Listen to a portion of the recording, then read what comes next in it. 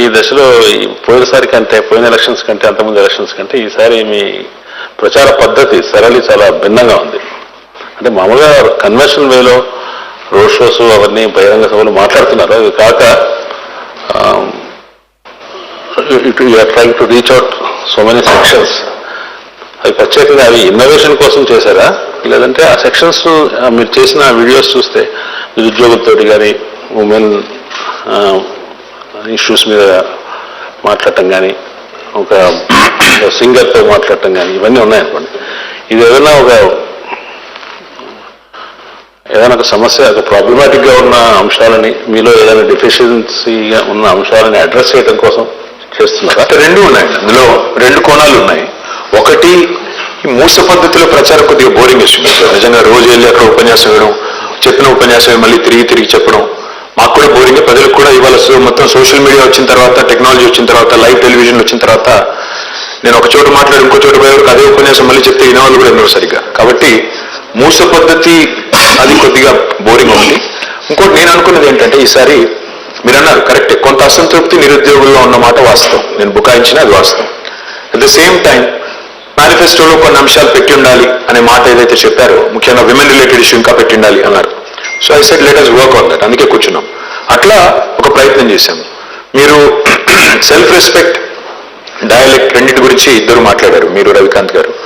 తెలంగాణ ఉద్యమంలో ఒక ప్రముఖమైన భాగం సాంస్కృతిక పునరుజ్జీవం, కల్చరల్ రెనెసెన్స్ ఏదైతే మనం కోరుకున్నాం అందరం, అదొక ప్రముఖమైన అంకం. ఈరోజు నిజంగా గర్వంగా ఎక్కడ అనిపిస్తుంది అంటే ఒక ఆర్జేని విన్న రేడియోలో ఇవాళ తెలంగాణ యాసలో ధాటిగా మాట్లాడుతున్నారు. ఇవాళ తెలుగు సినిమాలు ఇవి చాలా పాపులర్ మీడియం కాబట్టి, సినిమా అనేది గొప్ప ఎంటర్టైన్మెంట్ మీడియం కాబట్టి, తెలుగు సినిమా యాక్టర్లు ఇవాళ ఒకనాడు కేవలం కామెడియన్స్కి విలన్స్కి మాత్రమే పెట్టే తెలంగాణ యాస వాళ్ళు సెంటర్ స్టేజ్ అయింది. ఇవాళ మహేష్ బాబు గారు మాట్లాడుతున్నారు, తారక్ గారు మాట్లాడుతున్నారు, ఇవాళ బాలకృష్ణ గారు మాట్లాడుతున్నారు, ఎంతో మంది యాక్టర్స్ ఇవాళ మెయిన్ స్ట్రీమ్ యాక్టర్స్ కూడా చాలా ప్రౌడ్గా మాట్లాడతారు. కొత్త జనరేషన్ యాక్టర్స్ అయితే ఎలాగో మాట్లాడుతున్నారు, విజయ్ అంటే ఇంకా చాలా మంది పిల్లలు కూడా చాలా బాగా మాట్లాడుతున్నారు. అట్లా చూసినప్పుడు you take a lot of pride. అంటే మా భాష, ఇంట్లో మాట్లాడే భాష బయట మాట్లాడే భాషకి చాలా తేడా ఉండేది గతంలో, ఇదివరకు. ఇప్పుడు అది లేదు, which makes us feel proud. మీరు అన్నారు స్ట్రాటజిక్ గాను, డెఫినెట్గా అందులో స్ట్రాటజీ కూడా ఉంది. ఏ సెక్షన్స్ అయితే మా నుంచి కొన్ని సమాధానాలు ఆశిస్తున్నారో, కొన్ని వివరణలు, కొన్ని సంజాయిషీలు ఆశిస్తున్నారో వాళ్ళతో కలవాలి, కలిసి వాళ్ళ మనసు తెలుసుకోవాలి. Plus at the same time మా వైపు నుంచి కూడా మా వర్షన్ వినిపించాలి. నిరుద్యోగుల గురించి వస్తే, భారతదేశంలో తెలంగాణ చేసినంత రిక్రూట్మెంట్ ఏ రాష్ట్రం చేయలేదు శ్రీనివాస్ గారు. గత 10 ఏళ్లలో 1,60,083 ఉద్యోగాల భర్తీ చేసింది తెలంగాణ. 4 కోట్ల జనాభా ఉన్న తెలంగాణ. మాకంటే గణనీయంగా పెద్ద జనాభా ఉన్న రాష్ట్రాలు చాలా ఉన్నాయి, కానీ ఏ రాష్ట్రంలో కూడా ఇంత పెద్ద ఎత్తున రిక్రూట్మెంట్ అవ్వలేదు. విచిత్రం ఏంటంటే, ఇంత రిక్రూట్మెంట్ చేసి మేము తిట్టలేదు. అంటే ఎందుకు అంటే పేపర్ లీకేజ్ అన్నారు. పేపర్ లీకేజ్ అంటే మరి గుజరాత్లో 13 సార్లు అయింది, రాజస్థాన్లో 26 సార్లు అయింది. అక్కడ సరే గుజరాత్కు మాకు ఏం పోలిక అంటే అది కాదు, నేను ఒప్పుకుంటాను. వాళ్ళు తప్పు చేశారు కాబట్టి మీరు చేస్తారంటే కాదు. కానీ ఎక్కడా లేని రాద్ధాంతం ఏదైతే ఇక్కడ కాంగ్రెస్ బీజేపీ చేస్తున్నాయో ఆ విషయంలో ఆ పిల్లలకే చెప్పాలనుకున్నాను. ఇంకొక మాట కూడా చెప్పాలి శ్రీనివాస్ గారు. నేను ఆల్ ఇండియా ఎంట్రన్స్ రాసి జవహర్లాల్ నెహ్రూ యూనివర్సిటీ ఎంట్రన్స్ పెడితే 96, 97లో నేను అప్పుడు బయోటెక్నాలజీ కొత్త కోర్స్ వచ్చిందండి అప్పుడు పీజీలో. ఓన్లీ 16 యూనివర్సిటీలో ఉండేటప్పుడు నేను రాసి పాస్ అయ్యి సెలెక్ట్ అయ్యి పూణే యూనివర్సిటీకి వెళ్ళి ఎంఎస్సీ చేశాను. తర్వాత జీమాట్ రాశాను, తర్వాత టోఫెల్ రాశాను, ఒక అమెరికన్ యూనివర్సిటీకి వెళ్ళి ఎంబీఏ చేసి, ఆ తర్వాత ఇంటర్వ్యూలకు పోయి చాలా ఇంటర్వ్యూలకు పోయి ఒక జాబ్ సంపాదించి ఫైనల్గా ఉద్యోగం చేశాను. అమెరికాలో దాదాపు 7 నెలలు ఉద్యోగం చేసిన తర్వాత వచ్చాను. ఇదంతా ఎందుకు చెప్తున్నా అంటే, జీవితంలో నాకు తెలుసు పరీక్ష రాయడం ఎంత కష్టమో తెలుసు, ఎంట్రన్స్లు ఇంటర్వ్యూలు ఫేస్ చేయడం ఎంత కష్టమో తెలుసు. ఇవాళ మాట్లాడే నాయకులు ఇక్కడ నాకు తెలిసి ఏ ఒక్క పరీక్ష రాయలేదు జీవితంలో, ఏ ఒక్క ఇంటర్వ్యూ ఎదుర్కోలేదు, ఏ ఒక్క ఉద్యోగం కూడా చేయలేదు. రాహుల్ గాంధీ ఉద్యోగం చేసినట్టు నాకు తెలియదు, రేవంత్ రెడ్డి చేసినట్టు అంతకంటే తెలియదు, బండి సంజయ్ గారు అయితే నాకు తెలిసి చదువుకున్నారో లేదో కూడా తెలియదు. పాయింట్ ఏంటంటే, ఇవాళ వీళ్ళు వచ్చి నిరుద్యోగుల తరఫున వకాలతో పుచ్చుకొని మాట్లాడితే మేమెందుకు గమ్మున ఉండాలా? అందుకే చేశాను. 100% వాళ్ళ వైపు నుంచి ఉన్న ఫీడ్బ్యాక్ తీసుకున్నాను. ఎస్, మా లోపాలు కూడా ఒప్పుకున్నాను. నేను కొన్ని లోటుపాట్లు ఉన్నాయి, లోపాలు ఉన్నాయి, మేము కూడా మనుషులమే, తప్పు చేసింటాం, పొరపాట్లు చేసింటాం, సరిదిద్దుకుంటాం, ప్రక్షాళన చేస్తాం, జాబ్ క్యాలెండర్తో వస్తాం. అంటే వాళ్ళు అడిగారు, కటువుగానే అడిగారు, 9 నెలల్లో చేయలేదు కదా, ఇప్పుడు ఎట్లా చేస్తారు? చెప్పాను, అవునండి కొన్ని మిస్టేక్స్ జరుగుతాయి, దాన్ని రెక్టిఫై చేసుకుని ముందుకు పోవడమే కదా. మానవ జీవితం అంటేనే తప్పులు పొరపాట్లు జరిగినప్పుడు రెక్టిఫై చేసుకుని ముందుకు పోవడమే కదా. అని సంజయ్ ఇచ్చినప్పుడు కొంతమంది సంతృప్తి పడ్డారు, కొంతమంది పడలేదు. But end of the day as it was outreach programme, అందుకే చేయాల్సి వచ్చింది. రీచింగ్ అవుట్ కాస్త ఎర్లీగా జరిగితే మీకు ఎక్కువ ఉపయోగం ఉండేది కదా. అంటే రాజకీయాల్లో సార్ ఒక మాట ఏంటంటే విచిత్రం అనిపిస్తుంది నాకు కూడా. ఇప్పుడు నేను చెప్పాను ఇంత డెవలప్మెంట్ జరిగిందని, డెవలప్మెంట్ డినై చేసేవాళ్ళు ఒక్కరు లేరు. నేను చూస్తున్నాను. హైదరాబాద్ డెవలప్ అవ్వలేదంటే అయిందంటారు, కరెంటు బాగా లేదంటే బాగైందంటారు, రైతు బంధు రావట్లేదో వచ్చిందంటారు, సంక్షేమ పథకాలు వస్తున్నాయి అంటారు. మరి ఇంకా ఎందుకు అసంతృప్తి అంటే మానవ నైజం ఏంటంటే అయిపోయిన వాటన్నిటి పక్కకు వేసేసి మిగతా ఇంకా ఒకటి రెండు ఏదైనా మిగిలింటే అది నాకు రాలేదు, నాకు ఇండివిజువల్గా మా ఊళ్ళో రోడ్డు పడింది, నాకేమిచ్చావు, ఇట్లా ఉంది. సో అల్టిమేట్ ఇదేంటంటే శ్రీనివాస్ గారు, నేను ఒకవేళ 6 నెలల ముందు చేసిన మీరు అనేది కరెక్టే, అప్పుడు కూడా ప్రయత్నం చేశాం కానీ కాకపోతే చెప్పాల్సినంత ఎఫెక్టివ్గా చెప్పలేదు. అంటే గ్రూప్ ఎగ్జామ్స్ విషయంలో నిరుద్యోగులు బాగా డిస్టర్బ్ అయిన సమయంలో లేదంటే ప్రవళిక ఆత్మహత్య రీజన్ ఏమైనా ఉండొచ్చు, ఆ టైంలో కనిపించిన రెస్పాన్స్ చూస్తే వాడు నిరుద్యోగులు చాలా ఆందోళనతో కలవరంతో ఉన్నారనేది అక్కడ కనిపిస్తున్న సారాంశం. ఆ టైంలోనే వాళ్ళకు ఒక ఓదార్పు దొరికింటే బాగుండేది కదా. ఎలక్షన్స్ ముందు వచ్చినప్పుడు మీరు బెటర్ లేట్ దెన్ నెవర్ కదండి. ఓకే, అసలు నిరుద్యోగులు అంటే ఒక ప్రభుత్వం కొన్ని రంగాల్లో విఫలమైన ఒప్పుకోవడం నిజంగా ఒక ప్రభుత్వానికి అయిందని లేదు.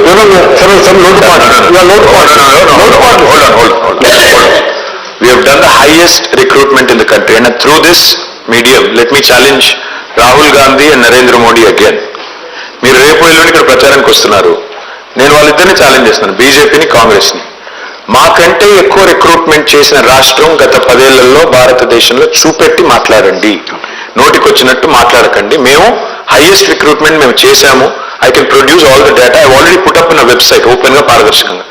విఫలం అయింది ఎక్కడ అంటే టీఎస్పీఎస్సీ ఒక లీకేజ్ జరిగింది. ఆ లీకేజ్ ఎవరు పట్టుకున్నారు? రవికాంత్ గారు, మా ప్రభుత్వమే పట్టుకుంది. మీడియా పట్టుకోలేదు, ప్రతిపక్షాలు పట్టుకోలేదు, మా ఇంటెలిజెన్స్ డిపార్ట్మెంట్ పట్టుకుంటే మేమే దాన్ని కప్పిపుచ్చకుండా తోసిపుచ్చకుండా మేమే 100 మందిని అరెస్ట్ చేయించాము, మేమే దాని ప్రక్షాళన దిద్దుబాటు చర్యలు తీసుకున్నాము. లోటుపాట్లు ఏంటి అంటే దురదృష్టం ఏంటంటే లీక్ చేసిన వాడు బీజేపీ వాడు. ఎవరైనా తప్పున్నా రాజకీయ నిరుద్యోగులు ఎవరైతే జీవితాలతో ఆడుతున్నారో వాళ్ళే పోస్ట్పోన్మెంట్ అడుగుతారు, వాళ్ళే లీకేజీలు చేస్తారు, బదనాం మాత్రం మా మీద పెడతారు. ఇది కరెక్ట్ కాదు. ఓకే, లోటుపాట్లు ఒప్పుకున్నాను. ఇంటర్వ్యూలు ఫేస్ చేయని నాయకులు మన దగ్గర ఉన్నారని మీరు అన్నారు. సో ఎన్డీఏ ఇంటర్వ్యూ దాకా వచ్చిన Sriram somehow became a journalist rather than an army officer. India, not this India, national defense. So Sriram, I think Kadapasla, of course. We would have met him only at that. I know. I stayed on the year there. I know. So I think the next question goes to Sriram, who has faced one of the toughest interviews in the country. Yeah. Sriram is a tough interviewer in India. No, sir, I'm very sweet to you and you are my dear friend, and I had said this before, I'm saying this now with 6 days ahead, that you are somebody everybody in Hyderabad takes pride on personally. People have said this, you have a leader like KTR. I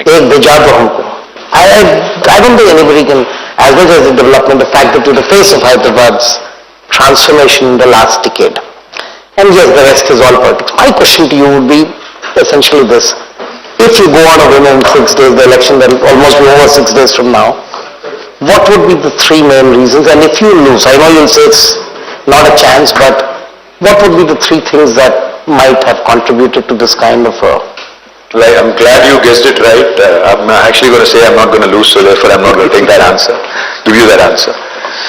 What will contribute to my victory? 3 things. I think people want a stable government and able leadership, and that's what we offer. That's what our leader offers, that's what this government offers. Stability and ability. That is one high, first factor. Second thing is performance, track record. We have a credibility. అంటే మాట చెప్తే నిలబెట్టుకున్నాం. మేము రైతు బంధు చేస్తాము అని చెప్పాము. Despite so many things, we have done it. రైతు రుణమాఫీ అని చెప్పాము, 2 టర్మ్లు చేశాము. ఇప్పుడు సెకండ్ టర్మ్ లో దాదాపు 75% అయింది, ఇంకో 25% మిగిలింది, అది కూడా చేశాం. So credibility. And the third and most important thing, if you ask me, the pride that our leader invokes in the people of Telangana. I think that's more important. Today when you look at KCR, you're remembered, you remember because the day is not very far. 29 నాడు KCR గారు November 29 నాడే ఆయన fast and to death start చేసింది, దీక్షా Divas as we call it. 11 రోజులు నిరాహార దీక్ష చేసి 14 ఏళ్లు పోరాడి తెలంగాణ తెచ్చిన పోరాట యోధుడుగా, 10 ఏళ్ళు ఒక సక్సెస్ఫుల్ చీఫ్ మినిస్టర్గా he invokes some latent passion and pride. And I think that's the third thing that will contribute to our victory. Since you did not answer the second part, I'll throw a little fun for you and for everybody, just to make it interesting, yes. Not to try to corner you or anything like this. What I'm trying to essentially ask is, fine, you have no reason to see why you would do anything but go on to win this election. And are you worried when you look back at just one thing, in the entire campaign of BRS, in the last 45 days, there is a kind of paranoia being created that if Congress comes to power, Congress రేపు పదవిలోకి వస్తే ఇది పోతుంది, current పోతుంది, etc. Are you worried that this might evoke a sense of deja vu in the people of Telangana? ఇంతకు ముందు కూడా ఇదే జరిగింది. 2014 ముందు తెలంగాణ వచ్చే ముందు కూడా తెలంగాణ వాళ్ళకి లీడర్షిప్ కేపబిలిటీ లేదు, చేసుకోలేదు అంటే they rejected it. They did a leap of faith before. What we tried doing, what we are trying to do, Sriram, is we have taken 3 tenets: pride, fear, hope. First thing we did in this campaign was, in the last couple of months, we invoked pride. ఎట్లుండే Telangana, ఎట్లయింది Telangana, how is it now, ఎంత మార్పు వచ్చింది చూడండి, number 1. So we showed all kinds of things. ఎట్లా ఉన్న తెలంగాణ ఎట్లా మారి చూడండి, రోడ్లు ఎట్లా మారినాయి, కరెంట్ ఎట్లా మారింది, etcetera etcetera, try to lakes ఎట్లా మారినాయి, ఎట్సెట్రా ఎట్సెట్రా. రెండవది, now what the phase we're in currently is one of fear. Because ఇవాళ ఛాన్స్ ఇవ్వండి అని అడుగుతున్న వాళ్ళు, మార్పు కావాలని అడుగుతున్న వాళ్ళు, అది మార్పు కానే కాదు, అది it's old wine in new bottle. కొత్త సీసాలో పాత సారా అదే సరుకు, అది చెప్తున్నాం మేము. ఈ సరుకు మంచిది కాదు, ఎందుకంటే ఎప్పుడో ఎక్స్పైర్ అయిపోయింది. ఇదే సరుకు గతంలో మనం నాశనం చేసింది, ఇదే సరుకు తెలంగాణని భ్రష్టు పట్టించింది. కాబట్టి ఈ సరుకు నమ్మకండి అని చెప్తున్నాం. ఇది రెండవ దశ. మూడవ దశ hope. What about tomorrow? Today in the morning I presented the Hyderabad real estate convention. Where do we see Telangana 24 years from now? భారతదేశానికి 100 సంవత్సరాలు నిండినప్పుడు తెలంగాణ ఎక్కడ ఉండాలి, ఎక్కడ చూస్తున్నాం? వాళ్ళు మీరు చూస్తే, మీరు మమ్మల్ని అంటున్నారు, మీరు మా అపోజిషన్ క్యాంపెయిన్ చూస్తే కేసీఆర్ గారు రూపాయి ఇస్తే మేము రూపాయిన్నర ఇస్తాము అనేది తప్ప, have they shown a development agenda at all in this campaign, either BJP or Congress? ఏమన్నా ఒక్కటి ఫలానాది నేను చేస్తాం. ఇప్పుడు మేము చెప్తున్నాం 415 కిలోమీటర్లకు మెట్రో తీసుకుపోతాము నెక్స్ట్ 10 years లో అని చెప్తున్నాం. మేము 24/7 డ్రింకింగ్ వాటర్ ఇవ్వాలి 10 years లో అనేది మా కళ అని చెప్తున్నాము. అంటే we're showing a futuristic vision. So there are 3 components: pride, fear, hope. So what you are dwelling on, maybe that caught your attention, maybe not the pride part, but we take a lot of pride in our achievements. We are also invoking fear on the opponent's abysmal track record. And of course, we'll invoke hope about why after we elected, how we can take it further up. And if you see our campaign slogan, we're saying let's go from good to great. సాధించింది చాలా ఉంది, సాధించాల్సింది ఇంకా ఉంది. So what that means is essentially Umeed pe dunya కాయం hai, and there is always hope in BRS doing very well in the next term. Okay, ఎట్లుండే Telangana, ఎట్లయింది Telangana slogan అయితే చాలా very catchy ఉంది sir. So Vasu garu I think 30 years చూస్తున్నారు తెలంగాణ ఎట్లా ఉంది, ఎట్లయింది. Maybe Vasu can take off from where he left. You have narrated in multiple interviews, conversations, public meetings, what all you have done. I'm asking what he asked you in a different way. Okay. What are the 3 things that you think you could have probably done better, you have failed? I'm sure there are areas where you would agree for sure that you haven't done perhaps as well as you would have liked, or you have completely failed. Can you tell us what is state antara, Hyderabad antara, etla antara? State. Telangana since 2014 you are in power. Srinivas garu annadi. And let me ask you one more small supplement. Between 2014, 18 and now, you are claiming you will win 80, they are claiming Revan says he will win 80, but realistically speaking, do you agree that this perhaps the toughest election that TRS is facing? Right, so I'll take your first question first. నేనేమంటున్నా వాసన, మీరు ఈ మూడు పనులు చేసింటే ఏం చేసింటే బాగుండేది, ఏం మిస్ అయ్యారు అన్నారు కదా. ఒకటి, భారతదేశంలోనే అత్యధికంగా ఉద్యోగాలు ఇచ్చినప్పటికీ ఆ పర్సెప్షన్ ఏదైతే క్రియేట్ అయిందో మేమేదో చేయలేకపోయాము అనేది, అది బెటర్ హ్యాండిల్ చేసి ఉండాలి. పర్సెప్షన్ మేనేజ్మెంట్ అది మేము ఇంకా బెటర్ చేసి ఉండాలి. డెఫినెట్గా దాంతో నేను ఏకీభవిస్తాను. రెండవది, మేము పోయిన 2 టర్మ్లో మీరు తీసుకుంటే ఆ కోవిడ్ ఇదంతా తీసేస్తే నిజంగా కూడా మేము ఫోకస్ చేసిందంతా కూడా ఇన్ఫ్రాస్ట్రక్చర్ పైన, పవర్ కానీ, ఇరిగేషన్ కానీ, డ్రింకింగ్ వాటర్ కానీ, రూరల్ అగ్రి సెక్టర్ మీద బాగా ఫోకస్ పెట్టాము, బాగా చేశాం. ఐ థింక్ అర్బన్ ఇన్ఫ్రాలో ఇంకా కొంత చేయాలి. ఇప్పుడు ఉదాహరణకు హైదరాబాద్లో నేను I should have done lot more in drainage systems and flood management system. That is going to be my top priority for next term. మూడవది నన్ను అడిగితే ఇంకా ఏం చేసి ఉండాలి అంటే, మేము ఇది ఒక వీక్నెస్ అనుకోండి, ఇతర రాష్ట్రాల్లో ప్రతిపక్షాలు ఎక్కువ తక్కువ మాట్లాడితే తొక్కేస్తున్నారు, మేము అది చేయలేదు. అది కూడా ఒక రకంగా వీక్నెస్ అనుకోవాలి రాజకీయంగా. సో అది మేబీ చేసి ఉండాలి. ఎందుకంటే వాళ్ళు మమ్మల్ని మంచితనాన్ని కూడా అసమర్థత అనుకునే రోజులు ఇవి. మంచిగా ఉంటే ముఖ్యమంత్రిని బూతులు తిడుతుంటే కూడా పడుతుంటే అసమర్థత, వీళ్ళ చేతగాంతనం అనుకునే రోజులు. So maybe we should take a relook at it, because definite గా వాక్ స్వాతంత్రాన్ని కూడా ఇవాళ బూతులు తిట్టడానికి, అంటే freedom of expression is not right to abuse. నోటికి వచ్చినట్టు బూతులు తిట్టే యూట్యూబర్లు, నోటికి వచ్చినట్టు జర్నలిజం పేరుతో మా మీద ఎజెండా డ్రివెన్ పాలిటిక్స్, కానీ బాగా టాలరేట్ చేసాం, అది తప్పేం అది కూడా. My second question. Second question was last election అంటారా? 63 మాకు మొదటిసారి వచ్చింది, 88 మాకు రెండోసారి వచ్చింది. మీకు గుర్తుంటే ఇవాళ మనకి ఎప్పుడైనా ఏమనిపిస్తుంది, హైండ్ సైడ్ 2020 అంటారు కదా, వెనక్కి తిరిగి చూసుకుంటే అంతా సాఫీగా క్లియర్ కనబడి. 2018లో కూడా సేమ్ బిల్డప్, కొత్త ఏం లేదు. చంద్రబాబు నాయుడు గారు వచ్చారు, ఆ రోజు కాంగ్రెస్ తో పొత్తు పెట్టుకున్నారు, కమ్యూనిస్టులతో పొత్తు పెట్టుకున్నారు, మహాకూటమి, ఉత్తమ్ కుమార్ రెడ్డి గారు నేను గడ్డలు అని అంటాడు. Ground was different. I'll tell you what, it's always perspective. When you are in the midst of it, it always looks tough. ఆ రోజు మహాకూటమి అంటే అప్పుడు చంద్రబాబు వచ్చారు, ఏమైపోతుందో, 500 కోట్లు తెచ్చారు, ఏమైపోతుందో, ఇవన్నీ ఉండే బిల్డప్. ఏమైంది ఫైనల్గా? నేనేమంటున్నా అంటే, అందులో ఉన్నప్పుడు నిమగ్నమైనప్పుడు అనిపిస్తుంది.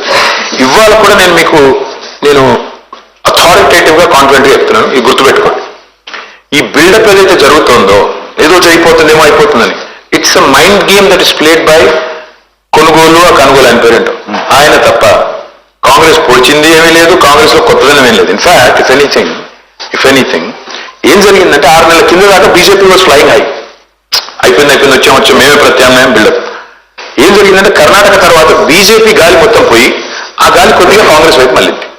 So what is happening Vasanna is, ఆ రెండో స్థానం ఏదైతే వాళ్ళు భర్తీ చేయాలనుకున్నారో వీళ్ళు భర్తీ చేస్తున్నారు, అంతే తప్ప మా సీటు అట్లాగే నిక్షేపంలో ఉంది. 100% వీఆర్ కమింగ్ బ్యాక్. నేను నిన్న 3 సర్వేలు పొద్దున్న చూశాను, and this is 1 week before an election. నేను నిన్న చూసిన 3 సర్వేల్లో యావరేజ్ తీస్తే 70 నుంచి 82 మధ్యన గెలుస్తున్నాము. నాకు తెలిసి ఇంకో 1 వీక్ లో మా బాస్ అంతా ఇంకా 30 కాన్స్టిట్యూన్సీలు కవర్ చేస్తున్నారు. ఇంకో 7 పెరిగితే లాస్ట్ టైం వస్తుంది, లేదంటే ఇంకో సీట్ ఎక్కువ వస్తుంది తప్ప తక్కువ రాదు. Robin sir, I had 2 questions for you. One is, you can't separate your Telangana model from your welfare schemes. It's a key part of your entire Telangana model.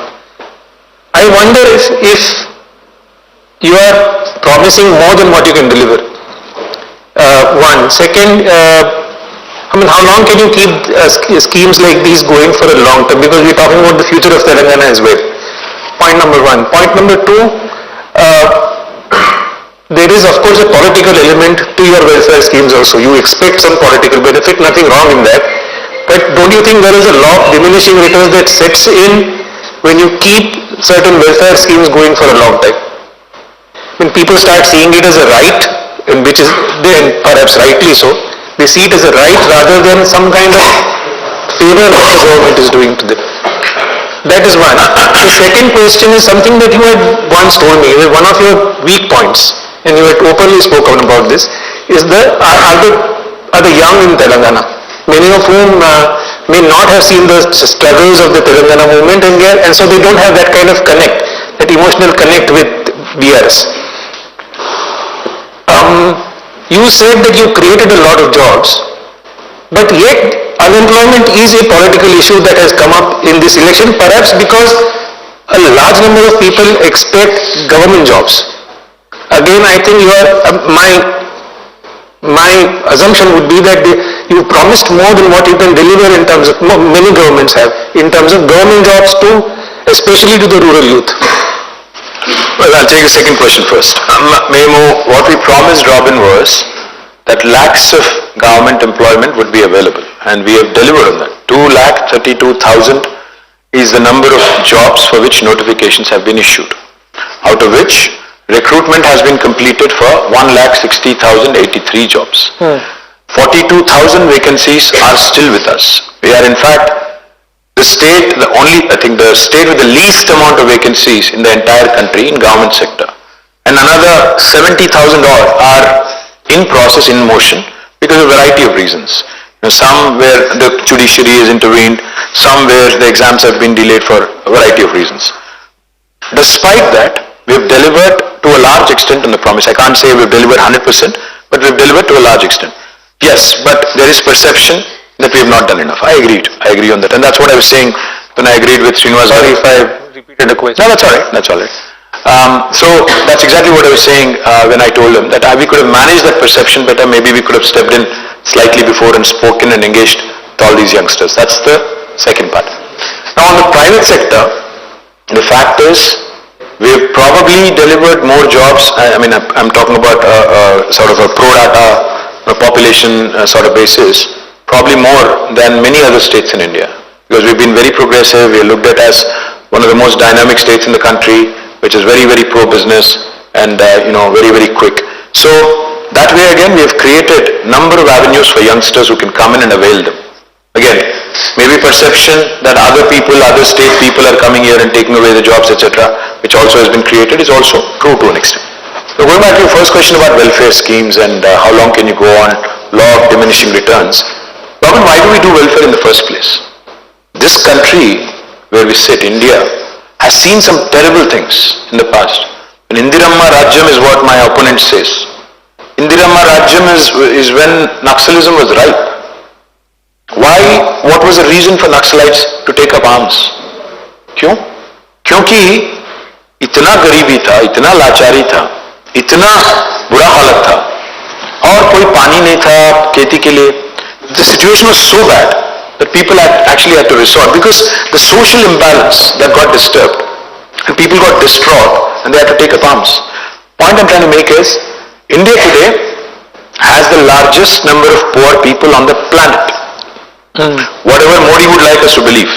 No, I don't question. The fact is, I'm saying is I'm coming to it.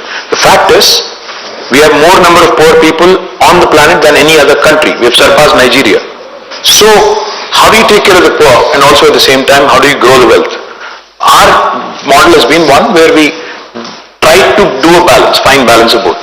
We ensure that the poor, the vulnerable are taken care of, their basic subsistence is taken care of.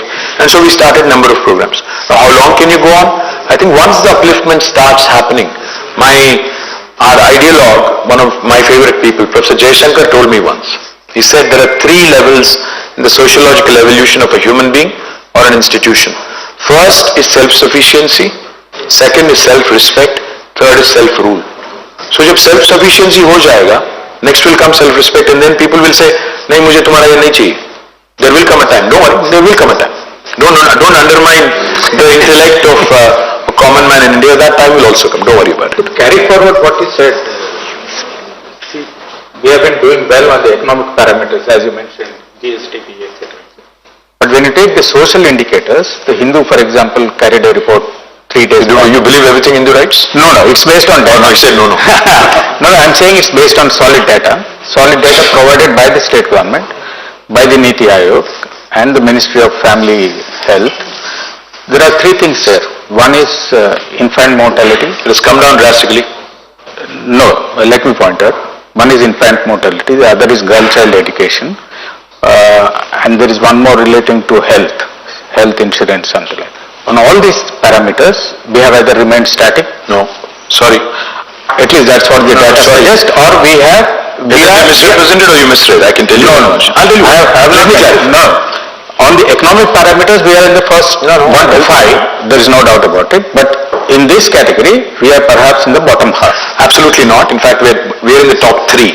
Kerala is ranked number 1. Tamil Nadu is ranked number 2. We are ranked number 3 on health parameters. And this is Niti Aayog's ranking. I can substantiate it in the next 5 minutes and give it to you. In fact, we are the state which has reduced infant mortality to the highest extent. In fact, let me also put it in context for you. We were ranked 11th when this new state came into being. On health, we were ranked 11th. Now we have risen to 3rd. And very soon we are going to be number 1. IMR has come down drastically, infant mortality rate. Maternal mortality rate has come down drastically. institutional deliveries have increased from 31 to 62. So we're doing rather well on health. Please rest be assured. Yes, we're not doing as well and on literacy. But, and there is a reason why the data is misleading. Because మన education ఎట్లా చేస్తామంటే school education department ఒకటి ఉంది, and then we have welfare departments.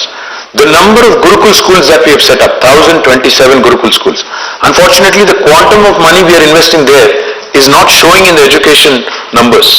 So what they do is they calculate the education budget, not the welfare department budget, which goes towards these Gurukul schools. So I can assure you, it can be the top 3 in both. It can be doubted, right? Unfortunately, that's not how Niti Aayog or other agencies work. So probably next time we have to sit with our planning department and do it. So since you're talking about Gurukul schools and how you have done, I think I should remind you of one great school. Sarvel, and that's your school. That's my school as well. That you have really done well. I think India's best schools, I mean the best infrastructure you have created in the government sector, there's no doubt. Thank you for that, and maybe Undu Narasimha garu will go, me question sir. Sir సిటీకి సంబంధించి ఒక ప్రశ్న అడుగుతాం. అదే మొత్తం స్టేట్లో 3 కోట్లు ఉంటే ఇక్కడే 1 కోటి చిల్లర వాటర్స్ ఉన్నారు. మీరు వచ్చిన తర్వాత రోడ్ నెట్వర్క్ బాగా డెవలప్ అయింది, నో డౌట్ అందులో. కొన్ని నాలాల విస్తరణ, నెంబర్ 2 చెరువులు గొలుసు కట్టుగా చెరువులుగా చేయకపోవటం, నెంబర్ 3 మూసి అభివృద్ధి. ఈ 3 ఎందుకు చేయలేకపోయారు? అంటే సార్ ఆనెస్ట్లీ మీరు అన్నది కరెక్ట్. రోడ్లు బాగా చేశాము, కరెంటు బాగా చేశాము, తాగునీరు బాగా చేశాము, ఇంకా కొన్ని ఇన్ఫ్రాస్ట్రక్చర్ వనరులు కూడా చేశాము. మా ఏదన్నా చేయలేనిది నేను సరిగ్గా చేయందంటే అది కూడా స్టార్ట్ చేశాను. స్ట్రాటజిక్ నాలా డెవలప్మెంట్ ప్రోగ్రామ్ అని ఒక 1000 కోట్లు ఖర్చు పెట్టాం. కానీ హైదరాబాద్లోని నాలాలు ఆధునీకరించాలి, అన్ని చేయాలి అన్నప్పుడు దాదాపు 20,000 కోట్లు ఫ్లడ్ మేనేజ్మెంట్ సిస్టమ్ కానీ అదేవిధంగా డ్రైనేజ్ సిస్టమ్ కానీ చేయాలంటే 20,000 కోట్లు పడుతుంది. కానీ ఇంకొక ముఖ్యమైన పని చేశాను సార్ నేను. హైదరాబాద్ టుడే మనం ఒక్క నగరం భారతదేశంలో 100% సివరేజ్ ట్రీట్మెంట్ చేస్తున్న ఒకే ఒక్క నగరం హైదరాబాద్ ఈరోజు. అది కూడా గొప్ప అచీవ్మెంట్ అండి. ఎందుకంటే ఈ చెరువులు బాగుపడాలి అంటే ముందు చేయాల్సింది సివరేజ్ ట్రీట్మెంట్. 2000 MLDల సివరేజ్ ఉత్పత్తి అవుతుంది హైదరాబాద్లో ప్రతిరోజు. ఇవాళ 100% సివరేజ్ ట్రీట్మెంట్ చేస్తున్న ఒకే ఒక్క నగరం. కంపారిజన్ కోసం చెప్తున్నాను, బాంబే చేసేది కేవలం 9%, 9 మాత్రమే. 91% సముద్రంలో వదిలేస్తారు. హైదరాబాద్ 100% చేస్తుంది. సో నెక్స్ట్ టర్మ్ చేయాలనుకుంటుంది ఏంటంటే మూసి, అదేవిధంగా ఈ ఫ్లడ్ మేనేజ్మెంట్. అయితే ఎందుకు చేయలేకపోయారు? నిజంగా చెప్పాలి అంటే, ఆనెస్ట్గా చెప్పాలి అంటే, కోవిడ్ కనుక రాకపోయింటే 1000% చేసేవాళ్ళం. కోవిడ్ వల్ల 1,00,000 కోట్ల నష్టం వచ్చింది బడ్జెట్కి. వచ్చిన తర్వాత కోవిడ్ టైంలో సంక్షేమం ఆగకూడదు, రైతు బంధు ఆగకూడదు, ఆసరా ఆగకూడదు, కళ్యాణ లక్ష్మి ఆగకూడదు, ఆసరా పెన్షన్ ఆగకూడదు. కాబట్టి ఇతర కార్యక్రమాలు చేసేదానికి మాకు టైం దొరకలేదు, స్పేస్ దొరకలేదు. ఇంకొక మాట ఏంటంటే, ఇక మా కేంద్ర ప్రభుత్వం మా మెడ మీద కత్తే పెట్టింది. ఒక శత్రు దేశం మీద విధించిన ఆంక్షలు, ఆర్థిక ఆంక్షలు, ఎకనామిక్ శాంక్షన్స్ అంటారే, అంత స్థాయిలో మా మీద విధించి, నిన్న నిర్మలా గారు స్ట్రైట్గా చెప్పారు కదా, చాలా బాగా చాలా ఓపెన్గా చెప్పారు. వాళ్ళు మోటార్లకి మీటర్లు పెట్టలేదు కాబట్టి మేము ఇవ్వలేదు. అంటే అన్యాపదేశంగా వాళ్ళు ఆమె కాంగ్రెస్ను కూడా ఇరికిచ్చింది. రాజస్థాన్లో మీటర్లు పెట్టారు, ఇక్కడ కూడా పెడతారేమో కాంగ్రెస్ వాళ్ళు మోటార్లకు మీటర్లు, అది కూడా చూడాలి. కాబట్టి మేము ఈ అన్ని కారణాల వల్ల చేయలేకపోయాం. బట్ నెక్స్ట్ టైం తప్పకుండా చేస్తాం. అనుకుని చేయలేకపోయినా ఉన్నాయి సార్ సిటీకి సంబంధించి? అనుకుని చేయలేకపోయింది సిటీలో అంటారా? సిటీలో రక్షణ శాఖ భూములు ఇవ్వలేదండి. నాకు అది చాలా చాలా ఇష్టమైన సబ్జెక్టు, ఇంట్రెస్ట్ ఉన్న సబ్జెక్టు. ఆ 2 స్కైవేలు కట్టాలని ఉండింది. ఇది ప్యాట్నీ నుంచి కొంపల్లి దాకా, ఇటు JBS నుంచి జూబ్లీ బస్ స్టాండ్ నుంచి తుమ్కుంట దాకా. దాదాపు 10 సార్లు కలిశాను కేంద్ర మంత్రుల్ని, రక్షణ మంత్రుల్ని, ప్రధానమంత్రిని. లిటరలీ చెవిటివాడి ముందు శంఖం వదిలినట్టే అయింది. అసలు ఒప్పుకోలేదు, ఇవ్వలేదు. అదొకటి బాగా బలమైన కోరిక చేయాలని. మరి వచ్చే సంకీర్ణ ప్రభుత్వం వస్తే మా రోల్ ఉంటే ఈసారి అవుతుందేమో అని ఆశించాలి. సరే, కనెక్టివిటీ గురించి మాట్లాడుతూ నర్సలు ఇప్పుడు సిలిండర్ 400 రూపాయలు అన్నారు మీరు. ఈ 400 రూపాయలు మేనిఫెస్టోలో పెట్టారు. 4 ఏళ్ళు ముందే మీరు చేస్తుంటే మహిళల మీద ఇంకా ప్రభావం ఉండు అని మీరు ఏమైనా కూడా భావించారా? అంటే ఏ అస్త్రం, ఏ పటాకి ఇప్పుడు కావాలో అప్పుడు కావాలి సార్. ఇప్పుడే కలిసి ఇప్పుడు మేమేం చెప్పాము, దానికి లాజికల్గా చెప్పాము. మోడీ గారు ఏమన్నారు 2014లో, సిలిండర్ ధర బాగా పెరిగిపోయింది, మన్మోహన్ సింగ్ గారు కంట్రోల్ చేయలేకపోతున్నారు, సిలిండర్ నమస్కారం పెట్టి నాకు గుద్దండి అన్నారు. అందరూ గుద్దారు. ఏ 100 పెట్టి అందరినీ గుద్దాడు. 400 1200 చేశాడు, 800 పెంచాడు. మేమేమంటున్నాం, ఆ పెరిగిన 800 మేము భరిస్తాం, 400కే ఆ రోజు ఉన్న రేటుకే ఇస్తామని చెప్తున్నాం. సరే, ఎప్పుడో చేసింటే బాగుండేది అంటే బాగానే ఉండేది. కాకపోతే ఇప్పుడు సందర్భం వచ్చింది, డెఫినెట్గా చేస్తే బాగానే ఉంటుంది. ఇప్పటికైనా బెటర్ లేట్ దెన్ ఎవరు అంటారు కదా, ఇప్పుడు చేద్దాం. నిరుద్యోగులు ఇప్పుడు 2.5 లక్షల ఉద్యోగాలు ఇచ్చామంటున్నారు. లేదండి, 1,60,60,83 పూర్తయింది. 2,32,000 ఉద్యోగాలకి నోటిఫికేషన్ ఇచ్చాం. 1,60,000 చాలా ఎక్కువ ఇచ్చినట్టే, అయినా కూడా ఇంత కష్టం తృప్తిగా ఉన్నారు వాళ్ళు. అదే చెప్తున్నాను, alignment of expectations and achievement. అంటే ఆశించింది ఇక్కడ ఉండి అచీవ్ చేసింది ఇక్కడ ఉన్నప్పుడు సహజంగా ఉంటుంది. అంటే భారతదేశంలో నిజంగా కూడా ఈ మాట కొద్దిగా చెప్పాలంటే 145 కోట్లండి మన జనాభా. కేంద్ర ప్రభుత్వంలో ఉన్న ఉద్యోగాల సంఖ్య మొత్తం ఎంత అంటే 59 లక్షలు, including arm forces, including railway మొత్తం కలిపితే. తెలంగాణలో ఎంత? తెలంగాణలో మొత్తం కలిపితే ఇవాళ ఆర్టీసీ కూడా కలిపాం కాబట్టి మరి regular full time employees 3.5 lakhs, part time అయ్యి అన్ని కలుపుకుంటే 1.5 lakhs, మిగతా కార్పొరేషన్లు అన్ని కలిపితే కూడా ఇంకో 2 lakhs ఉంటాయి. సో మొత్తం కలిపి 7.5 లక్షలు అప్రాక్సిమేట్, సబ్జెక్ట్ టు కరెక్షన్. మొత్తం జనాభా ఎంత? 4 కోట్లు. పర్సెంటేజ్ టర్మ్స్ లో ఎంత ఉంటుంది గవర్నమెంట్ ఎంప్లాయ్మెంట్? అయినా వీళ్ళకి 38 నుంచి 40% బడ్జెట్ అంతా పోతుంది వీళ్ళ శాలరీస్, పెన్షన్స్కి. పాయింట్ ఏంటంటే ఇక్కడ ఫైన్ బ్యాలెన్స్ అనేది స్ట్రైక్ చేయకపోతే జనాభాలో ఎంతమంది గవర్నమెంట్లోకి వస్తారు? ఇంకొక మాట ఇక్కడ చెప్పాలి సార్. మీరు ఇవాళ ఉదయం చూశాను 40 లక్షల నిరుద్యోగుల ఆక్రోశం అది ఇదని. సార్ టీఎస్పీఎస్సీలో రిజిస్టర్ అయింది 30 లక్షలు మాత్రమే. ఒకటి, రిజిస్టర్ అయిన ప్రతి ఒక్కరు నిరుద్యోగి కాదండి. పార్ట్ టైం ఉద్యోగం చేస్తూ, ప్రైవేట్ ఉద్యోగం చేస్తూ, గవర్నమెంట్ లో కూడా ఒక ఉద్యోగం చేస్తూ మరొక ఉద్యోగానికి అప్లై చేసుకునే వాళ్ళు కూడా ఉన్నారు. కాబట్టి రిజిస్టర్ అయిన ప్రతి ఒక్కరు నిరుద్యోగం తప్పు. మూడో పాయింట్, మేము గ్రూప్ 1 పెట్టాం. పెడితే మొదటిసారి వచ్చింది 3.5 లక్షలు, రెండోసారి కండక్ట్ చేస్తే వచ్చింది 2,30,000. గ్రూప్ 2, గ్రూప్ 3, గ్రూప్ 4 ఇంకా ఇతరత్ర ఎగ్జామ్లు అన్ని కలిపితే మొత్తం హాజరైన అభ్యర్థుల సంఖ్య 12 లక్షలు. అందులో యునీక్ ఎంతమందిని తీస్తే 8 నుంచి 10 లక్షలు ఉంటారు. సో రాష్ట్రంలో నిరుద్యోగం ఏదో తారాస్థాయిలో ఎక్కడ లేనంత విజృంభిస్తుంది అనే మాట ఏదైతే చెప్తున్నారో అది అవాస్తవం. 10 నుంచి 12 లక్షలు టోటల్. అందులో పిల్లలకి ఎంతమందికి ఇప్పుడు దాదాపు 1,60,000 మందికి వచ్చిందంటే దాదాపు 15% మందికి వచ్చింది. Which it is high achievement. So మీరు పర్సెప్షన్ నుంచి మాట్లాడినారు. So just want make an observation. ముఖ్యమంత్రి గారు అసెంబ్లీలో ఒక statement, very damaging statement which I felt as a journalist. Damaging to who? Damaging to people who see it. ఏంటంటే మేము ప్రభుత్వ ఉద్యోగాలు ఇవ్వలేము అనే ఒక, but that kind of statement, ప్రభుత్వ ఉద్యోగాలు ఇవ్వలేము అన్నారు. అందరికీ ఇవ్వలేము. అందరికీ కాదు, ఇంటింటికి ఇవ్వలేము, ఇంటింటికి ఇవ్వలేము. సరే let me finish my question. So that such a comment coming from a personality like KCR, the tall figure in Telangana, and of course the Chief Minister, don't you think it really damaged, and as you said, you are talking about perception. So that creates the perception that this government has failed somewhere. So but maybe you don't. కాదంటే perception, వాస్తవంగా చెప్పడానికి దేశం ఎందుకు? అదే perception create అయింది కదా. అది perception ఎందుకు క్రియేట్ అవుతుంది? ఏమన్నా వాస్తవంగా చెప్తే తప్పేంటి? కొన్ని సందర్భాల్లో రాజకీయంగా నేను అందుకే అన్నాను, స్థిరచిత్తం, దృఢచిత్తం, స్థిరమైన ఒక లక్షణం ఉండాలి నాయకుడికి. భయం ఎందుకు పడాలి? Okay. But do we have a database as to local youth employed in the IT sector which has created significant number of jobs? Is there any way we could have such a database? No, we don't. Actually, we don't have one, and I don't subscribe to that thought process also, because I think it's a regressive thought. In fact, what I do, what I have done, saying just database. I'm not saying there should be reservation or anything. My opposition has started it. My opposition and Congress, I think, has started saying 75% అది ఇది అనేది చెప్తున్నారు. నేనేమన్నా అంటే regressive thought. ఎందుకంటే హైదరాబాద్ విశ్వనగరం కావాలి అంటాం. మన పిల్లలు ఇవాళ అత్యధికంగా అమెరికాలో ఉద్యోగం చేస్తున్నారు. మరి మనం వేరే రాష్ట్రం కూడా రాకూడదు అని మాట్లాడేది కరెక్ట్ కాదు. అంటే there are two choices in life. See, you can have a small pie and you can fight over it, or you can have a large pie and you can have a proportionate cut in it. So my philosophy is keep expanding, because ఎంత ఎక్కువ పెరిగితే అంత మంచిది. దానివల్ల అంత ఎక్కువ wealth create అవుతుంది స్టేట్కి, అంత ఎక్కువ ఇమేజ్ వస్తుంది స్టేట్కి, అంత ఎక్కువ ఇండస్ట్రీ వస్తుంది, అండ్ మోస్ట్ ఇంపార్టెంట్లీ ఆపర్చునిటీస్ కూడా పెరుగుతాయి. 10 ఆపర్చునిటీస్ లో ఇష్టం ఉన్నది ఎత్తుకో. But the most important thing for hour youth have to understand is you have to skill, up skill and reskill. మన సెల్ ఫోనే నెలకి 3 సార్లు సాఫ్ట్వేర్ అప్డేట్ చేసుకుంటాం మనము. అలాంటిది మన స్కిల్ అప్డేట్ చేసుకోకపోతే ఎట్లా? So I think our youth have to understand it and up their game. Yes, sir. Skill updation, I think Bandar garu, we have seen him from, All India Radio to, print and, lot of other activities. So I think he's the right guy, fits into the bill. Maybe sir, me question సరే, మీరు చెప్పినట్టు చాలా కాలం ప్రభుత్వ సంస్థల్లో పనిచేయడంలో హార్ష్గా ప్రశ్న వేయడం కూడా మాకు చేత కాదు. ఒక విషయం ఏంటంటే అక్కడ way forward for next decade అని. అందువల్ల ఇప్పుడు నేను ధైర్యంగా అడగలుగుతాను. ఒకటి ఇంకా మీరేం చెప్పారు, 70% మేము విల్ కమ్ బ్యాక్ అని చెప్పి 100%. దాన్ని ఇంతకుముందు ఒకసారి ప్రెస్ క్లబ్లో మున్సిపల్ ఎలక్షన్స్ ముందు పెట్టినప్పుడు కూడా మీరు ఇంతే ఒక మాట చెప్పారు, మీరు చూస్తుందండి రిజల్ట్స్ రోజుకి వెళ్దాం 100 మాకు 100 దాటుతాయని చెప్పి మీరు చెప్పారు. అదైతే నిజమైన మాట మాత్రం. తర్వాత మళ్ళీ ఎలక్షన్ వేదనుకోండి, ఆ రోజు మీరు చెప్పింది నిజమైంది, ఒప్పుకుంటాం. కాబట్టి ఇది కూడా మీరు చెప్పారు, కాన్ఫిడెంట్గా చెప్తున్నారు కనుక నేను నెక్స్ట్ డికేడ్ గురించి మాట్లాడతాను. ఏంటంటే ఇందాక నుంచి మాట్లాడుతున్నారు ఉద్యోగం ఉపాధి. ఉద్యోగం వేరు, ఉపాధి వేరండి. మీరు ఇలా చెప్పారు చూసారా, ప్రతి వాడికి ఏదో పని కల్పించుకోవాలి.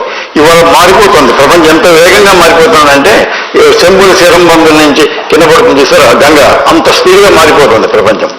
ఒక 5 ఏళ్ల క్రితానికి 10 ఏళ్ల క్రితానికి ఇవాళ ఉన్న పరిస్థితులు యువకుల ఆలోచనలో కానీ అసలు మొత్తం మెంటాలిటీలు మారిపోతున్నాయి. ఆకాంక్షలు, ఆపేక్షలు, తర్వాత అవసరాలు అన్నీ మారిపోతున్నాయండి. ఒక 10 ఏళ్ల క్రితం ఉన్నాయి, ఇప్పుడు లేవు.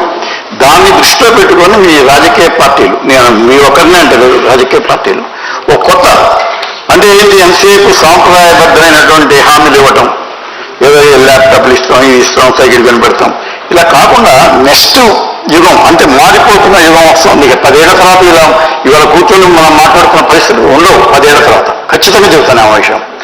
కాబట్టి దానికి తగ్గ ప్రణాళికలు కానీ ఏదైనా చేస్తే కరెక్ట్గా సూటబుల్గా ఉంటాయి. ఇప్పుడు ఏమైతుందంటే అందరూ సాంప్రదాయం ఒకళ్ళు ఇస్తారు ఒక ఎన్నికల ప్రణాళికలు, దాంట్లో నుంచి 2 బీట్ వచ్చేసి ఇంకోటి పెడతాడు, అంతకుమించి కనపట్టలేదు. మేము 500 రూపాయలకి సిలిండర్ ఇస్తామంటే మేము 300కి ఇస్తాం. ఇలా వేలంపాట్ల వ్యవహారం అయిపోయింది తప్పితే ఒక ఖచ్చితమైన ప్రాక్టికల్ అప్రోచ్ కనపడాలనేది మీరు యూత్ ఐకాన్గా జనం భావిస్తున్నారు. కాబట్టి మీలాంటి వాళ్ళు దాన్ని ఇనిషియేట్ తీసుకోవాలి. అంటే ఎక్కడి నుంచి మొదలవ్వాలంటే చెప్పా కదా, మనస్తత్వం మారాలి. ఉద్యోగం అంటే ప్రభుత్వ ఉద్యోగం, అది కాదు. ఉద్యోగం అనే దాని అసలు పక్కనండి, ఉపాధి ఈజ్ ఇంపార్టెంట్. దాన్ని కనుక మీరు పెట్టుకుంటే ఎవరు ఉద్యోగం కోసం రారని నా ఉద్దేశం. శ్రీనివాస్ గారు, ఒక రిక్వెస్ట్. నేను 9.5 ఏళ్లలో ఒక బలమైన ప్రయత్నం చేశాం సార్. ఎట్లా అంటారా, ఇవాళ మీరన్న కాన్సెప్ట్లోనే మనం అందరం ఉద్యోగాల వైపు ఉద్యోగార్హులుగానే ఉద్యోగార్థులుగానే ఎందుకు ఉండాలి, మనమే ఎందుకు ఉద్యోగాలు సృష్టించకూడదని ఆలోచనతో సృష్టించినవే టీ హబ్, వి హబ్, టీఎస్ఐసి, రిచ్, ఇట్లా ఒక 10 ఇన్స్టిట్యూషన్స్ క్రియేట్ చేశాం. దానిలో ఇవాళ 100 మంది పిల్లలు, 1000 మంది పిల్లలు వాళ్ళ స్టార్టప్స్ కానీ ఇంకోటి కానీ వాళ్ళు ట్రై చేస్తూ ఉన్నారు. అది మీరు ఒకసారి దయచేసి ఒక్కసారి స్టడీ చేయండి, అధ్యయనం చేయండి. మీకు అందులో జరిగిన టీ వర్క్స్ ఇవన్నీ కూడా 100,000 స్టార్టప్స్ ఉన్నాయి అక్కడ, 1-2 కాదు. మీరు ఒకసారి దయచేసి అది చూడండి. రెండోదండి, నెక్స్ట్ టర్మ్లో, ఇన్ఫాక్ట్ లాస్ట్ టర్మ్లో స్టార్ట్ చేశాము, నెక్స్ట్ టర్మ్లో చేయాలనుకుంటున్న వాటిలో ఇంకొక ముఖ్యమైన మాట ఒకటి. ఇప్పుడు పిల్లలు చదువుతున్నారు, కాలేజీలో ఉన్నారు. కాలేజీలో ఉన్నప్పుడే వాళ్ళకి కనుక మనం ప్రాక్టికల్ ఎక్స్పోజర్ ఇస్తే, ప్రాక్టీస్ స్కూల్, అప్రెంటిస్షిప్ అంటారు కదా, ఉపాధి, అది కనుక చేయగలిగితే జర్మనీలో చేస్తారు. అది బాగా చాలా లాభం ఉంటుందని కేసీఆర్ గారు మాకు 2-3 సందర్భాల్లో మాకు ఆదేశించారు. దురదృష్టవశాత్తు ఇంప్లిమెంట్ చేయలేకపోయిన జేఎన్టీలో ఒక చిన్న విభాగం స్టార్ట్ చేశాము. నెక్స్ట్ టర్మ్లో అది బలంగా చేస్తాం. తద్వారా ఏమవుతుందంటే పిల్లలకి చదువుతున్నప్పుడే ఆ ఓరియంటేషన్, ప్రాక్టికల్ ఎక్స్పోజర్, ఓరియంటేషన్ రావాలి. ఉపాధి తమంతటి తాము తమ కాళ్ళ మీద తాము నిలబడే స్థాయికి ప్రైవేట్ రంగంలో అయినా ఇంకొకడైనా అయితే తాము పరిశ్రమ పెట్టడమో లేదా ఇంకోటి పెట్టిన పరిశ్రమలో పనిచేయడం ఆ స్థాయికి వెళ్ళాలి. డెఫినెట్గా నెక్స్ట్ టర్మ్లో ప్రయారిటీ కింద చేస్తాం. విజయ్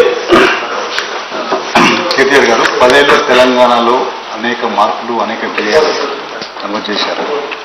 దాంతోపాటు ఏదైతే తెలంగాణ ఏర్పడిందో వెనుకబాటు ప్రాంతానికి సంబంధించి రాష్ట్రంలో 10 ఏళ్ళ తెలంగాణ ఏర్పడిన తర్వాత అన్ని ప్రాంతాలు సమ అభివృద్ధి జరగలేదనేది ఒక అపవాదం. ముఖ్యంగా ఈ మల్టీ డైమెన్షనల్ పావర్టీ ఇండెక్స్ లేటెస్ట్గా అయితే వచ్చిందో దాంట్లో లైక్ నారాయణపేట్, కామారెడ్డి, మెదక్, నగర్ కర్నూలు జిల్లాలలో నేషనల్ యావరేజ్ కంటే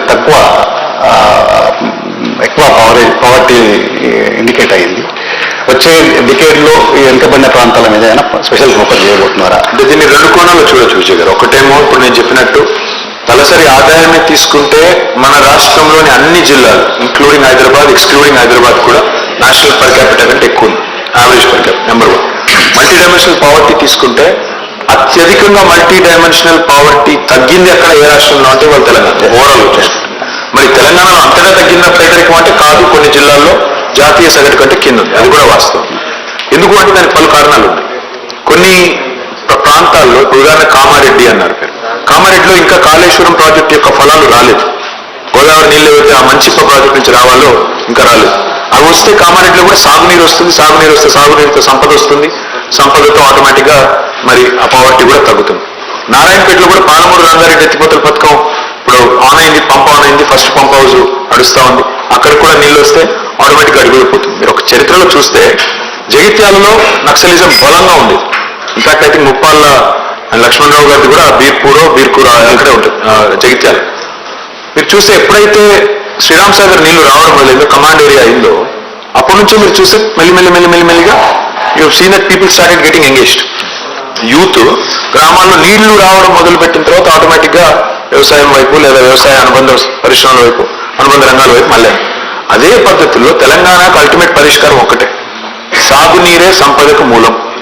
100% రూరల్ బ్యాక్గ్రౌండ్ తీసుకుంటే మాత్రం నారాయణపేట కావచ్చు, కామారెడ్డి కావచ్చు, మీరు చెప్పిన నాగకర్నూలు కావచ్చు, పాలమూరు రంగారెడ్డి అండ్ కాళేశ్వరం, ఈ 2 సొల్యూషన్స్ పరిపూర్ణం అయిపోతే ఒక్కటంటే ఒక్క జిల్లా, ఒక్కటంటే ఒక్క నియోజకవర్గం కూడా మల్టీ డైమెన్షనల్ పావర్టీలో ఉండదు. ఆ ఇండెక్స్ లో అది వాస్తవం. ఇంకో కంటిన్యూషన్ ఏంటి సార్ అంటే, ఈ ప్రాంతాలు సిరిసిల్ల, సిద్దిపేట, గజ్వేల్తో పోటీ పడలేక ఇన్ఫ్రాస్ట్రక్చర్లో కొంత నేను ఒకటి మాత్రం ఉన్నది అనేది ఒకటి ఒప్పుకుంటాను. ఏంటంటే ఇవాళ ఏ ప్రోగ్రాం పెట్టినా తెలంగాణలో యూనిఫామ్ గానే తీసుకున్నాం. నిజానికి మిషన్ కాకతీయ అంతటా తీసాము, మిషన్ భగీరథ్ అంతటా చేసినాము, మార్కెట్లు పెడితే అంతటా కట్టాము, రోడ్లు వేస్తే అంతటా చేసాము. అట్లా వివక్ష చూపెట్టలేదు. బట్ కొన్ని చోట్ల విఐపి కాన్స్టిట్యున్సీలో కొంత ఎక్కువ జరిగిండొచ్చు. కానీ మీరు ఒక రిక్వెస్ట్, మీరు కూడా ఏంటంటే మీడియాలో హరీష్ రావు గారు, నేను, కేసీఆర్ గారు ఉంటే కొద్దిగా ఎక్కువ స్పేస్ ఇచ్చి ఎక్కువ చూపెడతారు కాబట్టి అది వచ్చిన బాధ. అంటే ఒక రకం మంచిది, ఒక రకం చెడ్డది అనుకోండి, మాకు ఐ కాంట్ కంప్లైంట్. నిజంగా ఇప్పుడు మీరు కావాలంటే వనపర్తి చూడండి, సూర్యాపేట చూడండి, బాన్స్వాడ చూడండి, ఆదిలాబాద్ చూడండి, నల్లగొండ చూడండి. నల్లగొండ మీ ఊరు కదా, నల్లగొండలోనే మీరు 2 రోజులు పనిచేశారు. అప్పుడు నల్లగొండ ఎట్లా మారింది? ఇవాళ నేను కరీంనగర్, నిజామాబాద్, మహబూబ్ నగర్, ఖమ్మం, ఒక్కటి కాదు ఏ పట్టణం అన్నా తీసుకోండి తెలంగాణలో. అందుకే మేము ఆ క్యాంపెయిన్ లాంచ్ చేసింది. శ్రీరామ్ అడిగింది ఎట్లుండే తెలంగాణ, ఎట్లయింది తెలంగాణ, ఇంక ఉద్దేశం ఏంటంటే టు ఇన్వోక్ ప్రైడ్, ఎట్లా మారింది చూడు తెలంగాణ, ఎంత బాగా ఎదిగింది అని చెప్పడానికి. సో డెఫినెట్ గా ప్రోగ్రెస్ అంతటా ఉంది. విఐపి కాన్స్టిట్యూన్సీలో ఒక రవ్వ ఎక్కువ ఉండొచ్చు, నేను కాదు. శ్రీనివాస్ గారు next question.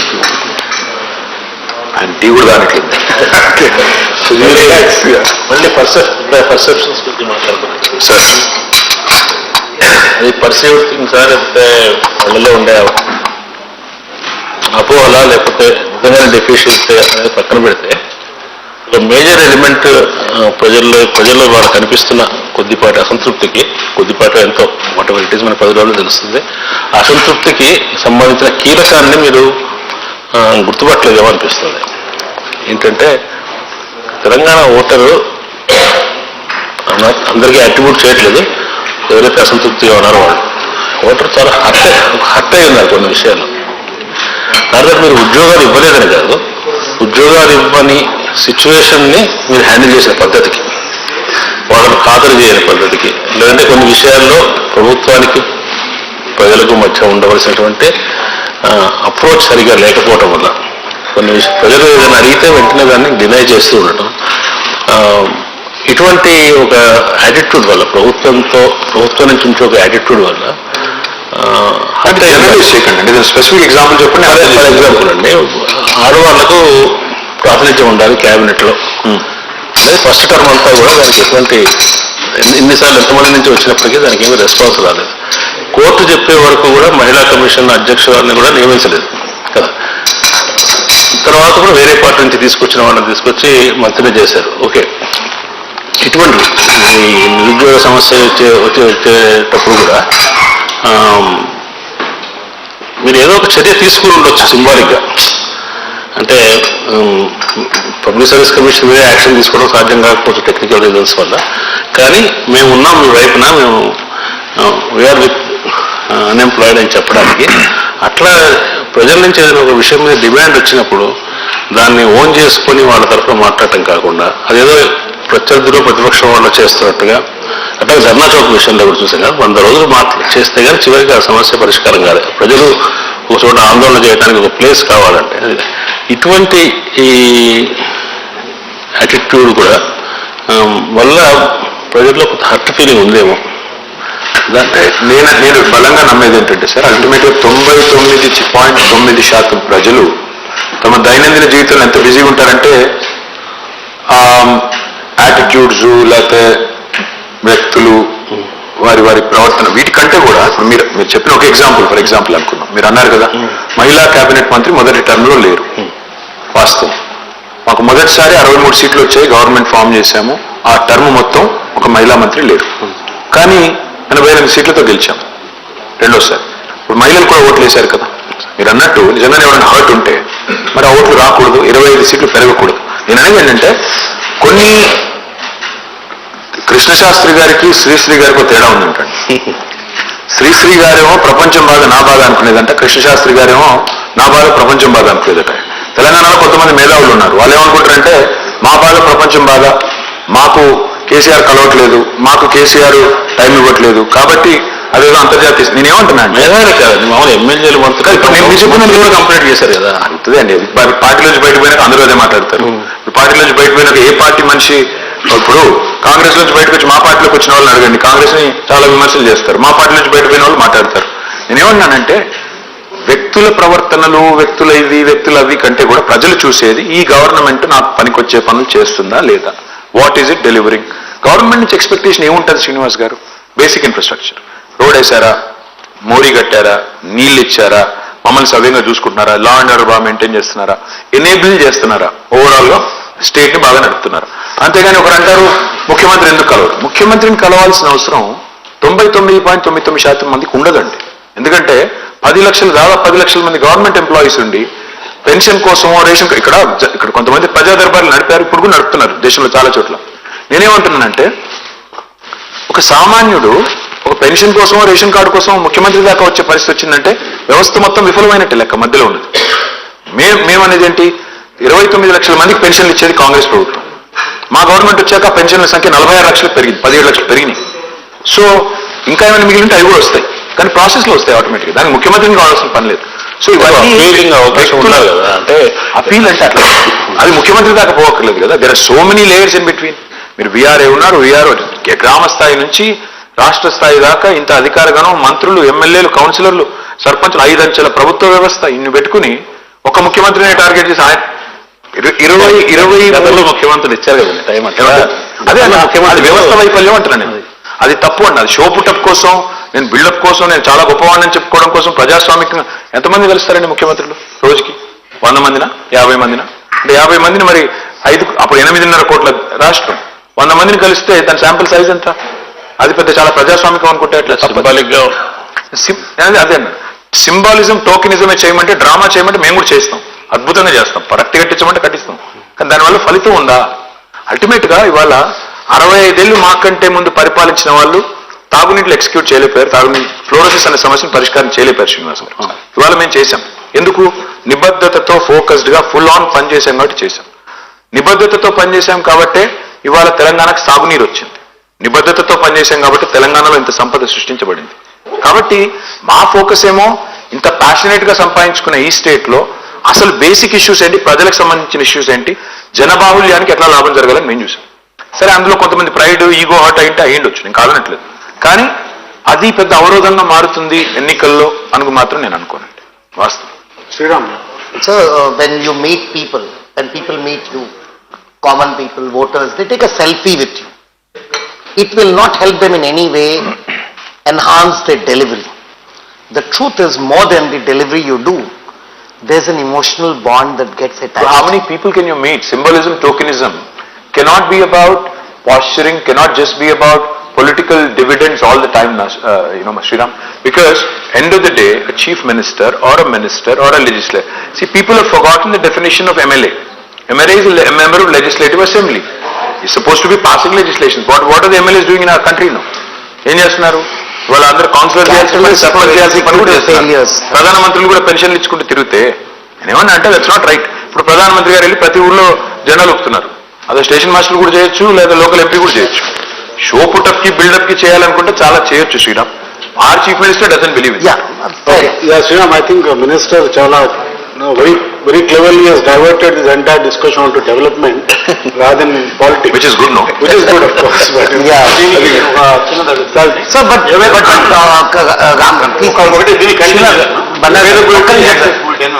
Bandaru affordability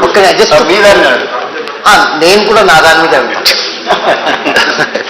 how important And how much weightage will development have the day November 30th? How much pride, how much a sense of fear, how much of pride, how much of hope do you I think it's very important. Good economics is good politics, Sriram. Good economics is always good politics. People are smarter than all of us politicians combined. ఎవరు అంత పిచ్చివాళ్ళు కాదు. జేబులో ఉండే 100 రూపాయలు పారేసి కింద ఉండే చిల్లర రూపాయలు నేర్చుకునేటోళ్ళు ఎవరు లేరు. అంత పిచ్చోళ్ళు ఎవరు లేరు. ఇంత బాగా పనిచేస్తున్న గవర్నమెంట్ వదులుకొని రోడ్డు మీద ఏదో ఒక చిల్లర నాణం కనబడింది దానికోసం ఆశపడితే ఇది పోతుంది అది పోతుంది. People are very smart that way. And yes I agree, battle between IQ and EQ తీసుకుంటే ఇంటెలిజెన్స్ కోషంటా ఎమోషనల్ కోషంటా అంటే sometimes in India logic కంటే ఎక్కువ మ్యాజిక్కే నమ్ముతారు. కాకపోతే నాకున్న విశ్వాసం ఏంటంటే అల్టిమేట్గా ప్రజలు they can see through the design, see through the negative propaganda, see through lot of posturing, and eventually we'll pick the right party and right candidate. I think let's get into, from development, let's get into politics, because that is what is all about for the next 5 days and November 30th. Sorry, yeah, Narasimharao. Political question okati. Ante development question chala only he is selling his state, his party, his state, not our state, of course. So let's get into politics, sir. BJP anedi oka pedda samstha, I mean it's ruling the country. And చాలా మందిలో ఈ perception కింది వరకు వెళ్ళిపోయింది. మీరు ఎంత చెప్పినా చాలా మంది నమ్మట్లేదు అనేది మా feedback. BJP and BRS are together. అంటే I don't want answers like Congress అది చేస్తలేరు అది చేస్తలేదు, ఇది కాదు. బట్ నిజంగా చెప్పండి, పర్సెప్షన్ రావడానికి కారణం ఏంది? BJP and BRS together. It is not just because you support bills or something like that. There is a deeper understanding between BJP and BRS is the feeling of people. Do you agree or deny?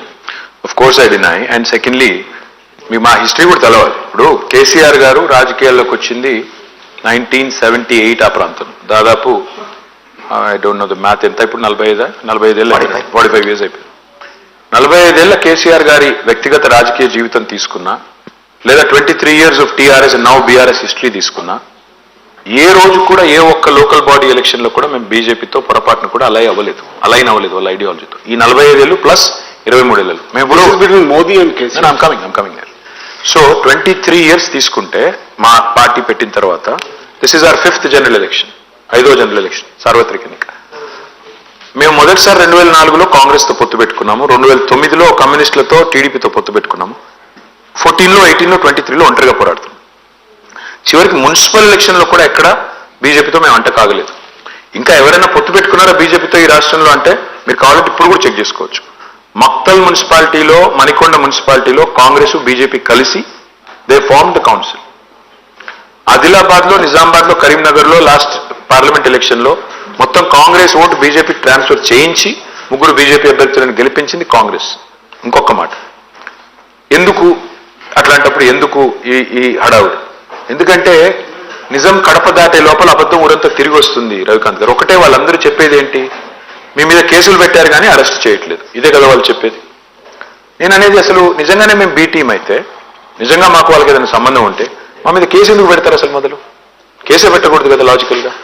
Case పెట్టారు, సరే పెట్టారు, okay. మేము సుప్రీంకోర్టుకి వెళ్ళి stay తెచ్చుకున్నాం. Court ద్వారా ఆగింది తప్ప అరెస్ట్ అనేది వాళ్ళెవరో ఆపింది కాదు, వీళ్ళెవరో చేసింది కాదు. ఒక పాయింట్. రెండోది, అరెస్టు చేయకపోవడమే మీరు వాళ్ళు ఒకటి అనే దానికి సంకేతం అంటే, లేదా బిల్స్లో మద్దతు ఇవ్వడమే సంకేతం అంటే, కాంగ్రెస్ కూడా బిల్లులకు మద్దతు ఇచ్చింది. కాంగ్రెస్ నాయకులు రాహుల్ గాంధీ, సోనియా గాంధీ మీద కూడా కేసు ఉంది. వాళ్ళని కూడా అరెస్ట్ చేయట్లేదు. That is ground enough, if that is proof enough that we have colluded or we're together, మరి వాళ్ళకు అదే వర్తిస్తుంది కదా. కాబట్టి ఇది ఇంకొకటి, ఇది why this propaganda? Why? Because one simple reason. ఒక బీజేపీ అనే కాదు, ఇప్పుడు సేమ్ మోడీ వస్తారు, కేసీఆర్ కాంగ్రెస్ పార్టీకి సపోర్ట్ చేస్తున్నాడు కర్ణాటకలో అంటాడు, మరి ఆయన అదంటాడు, ఈయన ఇదంటాడు. పాయింట్ ఏంటంటే వీళ్ళిద్దరిది there is a unison of purpose. అదేంటి? They don't want third person to emerge in the country. ఒక 3వ వ్యక్తి అనేవాడి దేశంలో ఉండకూడదు. అయితే రాహుల్ గాంధీ ఉండాలి, నరేంద్ర మోడీ ఉండాలి, 2 క్యాంప్స్ ఉండాలి, 2 కొంపలు ఉండాలి, 3వ కొంప పుట్టకూడదు. ఇది వాళ్ళ ఎజెండా, కామన్ ఎజెండా. ఎందుకంటే మోడీకి తెలుసు రాహుల్ గాంధీని ఈజీగా ఫుట్బాల్ ఆడేయచ్చు, ఏముంది ఆయనలో. కాబట్టి Rahul Gandhi is the easiest opponent to kick. So therefore Modi would like it that way. But 100% మీకు ఒక మాట మాత్రం ఇస్తున్నా ఈ వేదిక ద్వారా చూసే వాళ్ళకు కూడా, మేము ఒకసారి కాదు ఇప్పటికి 100 సార్లు చెప్పాం. We will never align with anybody like BJP. Even post 24, this is a commitment that we will not align with them. We don't agree on many things. We don't agree on ideology. We don't agree on anything, that they want. We have firmly opposed UCC. We have firmly rejected Citizen Amendment Act. We have firmly voted against farm bills. So మీరు ఎట్లా అంటారు మాకు వాళ్ళకి సారూప్యం ఉందని? ప్రజలు అంటున్నారు sir. మేము ప్రజలు అనట్లేదు. సోషల్ మీడియాలో ఉండే కొంతమంది పనికి ప్రజలే కదా సార్. ప్రజలు బాట్స్ ఎక్కువనే అందులో. So by implication of what he said, are you ruling out an alliance with BJP, possible alliance with BJP in 24? Absolutely. And are you ruling out the chances of BRS joining a possible coalition government at the center if it is led by BJP?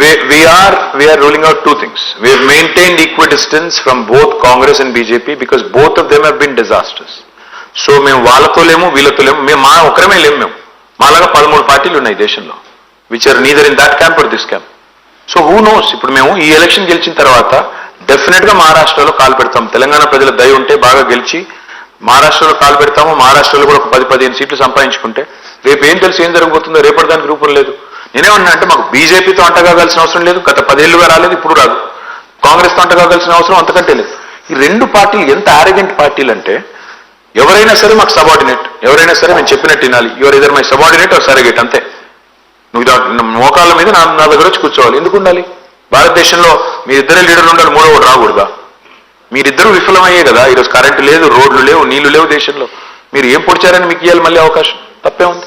ఇంకోటి try చేస్తానంటే allegation మీరు చేయాల్సినంత తీవ్రంగా ఖండించట్లేదని లేదండి. బీజేపీతో అంటే BJP is a non existent party here sir. Problem ఏంటంటే ఎన్నిసార్లు చెప్పినా ఇప్పుడు ఏమవుతుంది నిజంగా శ్రీనివాస్ గారు, ఇది పాజిటివ్ ఎంత మాట్లాడినా పోదు. అదే నేను ఇప్పుడు మోడీని పట్టుకుని బండబూతులు తిడితే తెల్లారి పతాక శీర్షికలో ఉంటుంది. మోడీని పట్టుకుని బూతులు తిట్టాను అనుకోండి, పతాక శీర్షికలు.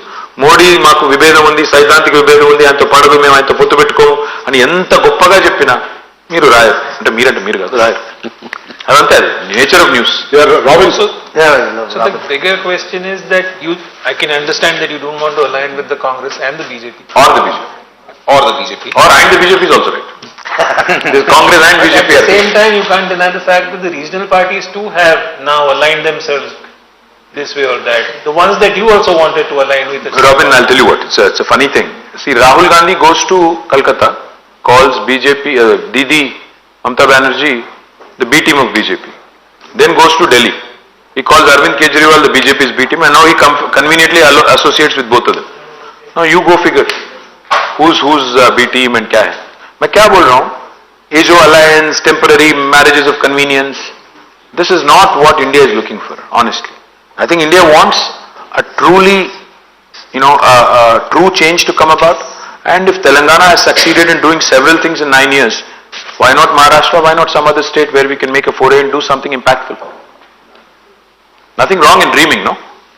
Not to contradict you, but most of us here do remember the 2009 NDA rally immediately after the elections. We wanted Telangana, we went for it, yes. Yes. See, we wanted the entire political system of this country to support Telangana. Yes, we went to RSS headquarters. We aligned with everybody from RSS to RSU. Radical Students Union to RSS.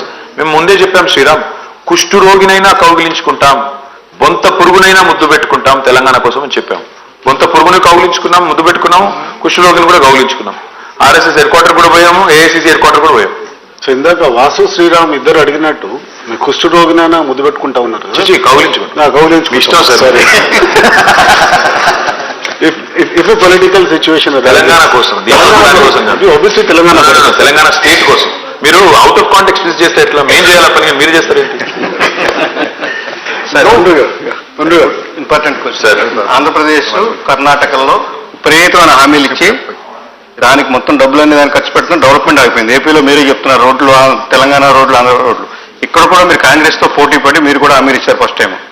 ఇప్పుడు already ఎంప్లాయీస్కే 1వ తారీఖు 2వ తారీఖు కూడా జీతాలు రావట్లేదు. ఇప్పుడు దీన్ని ఎలా మీరు చేయబోతున్నారు సార్? ఇవాళ ఎంప్లాయీస్ జీతాల మాటకి వస్తే ఎంప్లాయీ జీతాలు కరోనా తర్వాత చాలా రాష్ట్రాల్లో అదే ఈ హామీలు వచ్చిన తర్వాత దాన్ని ఎలాగే డెవలప్మెంట్ ఎలా చేయబోతున్నారు? మేము ఒక్కొక్క రూపాయి లెక్కేసుకుని మేము హామీలు ఇచ్చాం తప్ప మేము వాళ్ళలాగా, నేను చూస్తా ఉన్నాను ఈ మధ్యన కాంగ్రెస్ నాయకులను అడుగుతున్నారు. ఇప్పుడు మొన్న అడిగినట్టే మీరు కాంగ్రెస్ వాళ్ళని అడిగారు, మీ హామీలో మొత్తం విలువ ఎంతో తెలుసా అని అడిగారు. పెడితే వాళ్ళు చాలా తెలివితేటలు ప్రదర్శించి అతి తెలివితేటలు ప్రదర్శించి ఏం చెప్తున్నారు, ఏముంది కేసీఆర్ కక్కినంతా తిన్నదంతా కక్కిస్తాం కట్టేస్తాం. అసలు ఆ కాంగ్రెస్ పార్టీలో ఏ ఒక్కడికి ఏది తెలియదు వాస్తవం చెప్పాలంటే. ఎందుకంటారా, ఆ కాంగ్రెస్ హామీల విలువ ఏంటంటే, సార్ వాళ్ళు ఉదయపూర్ డిక్లరేషన్ అని ఒకటి పాస్ చేశారు. ఏం చెప్పారు అందులో, సొంత పార్టీలో టికెట్ కేటాయింపుల గురించి పాస్ చేసింది ఉదయపూర్ డిక్లరేషన్. కుటుంబానికి ఒకటే టికెట్ అన్నారు.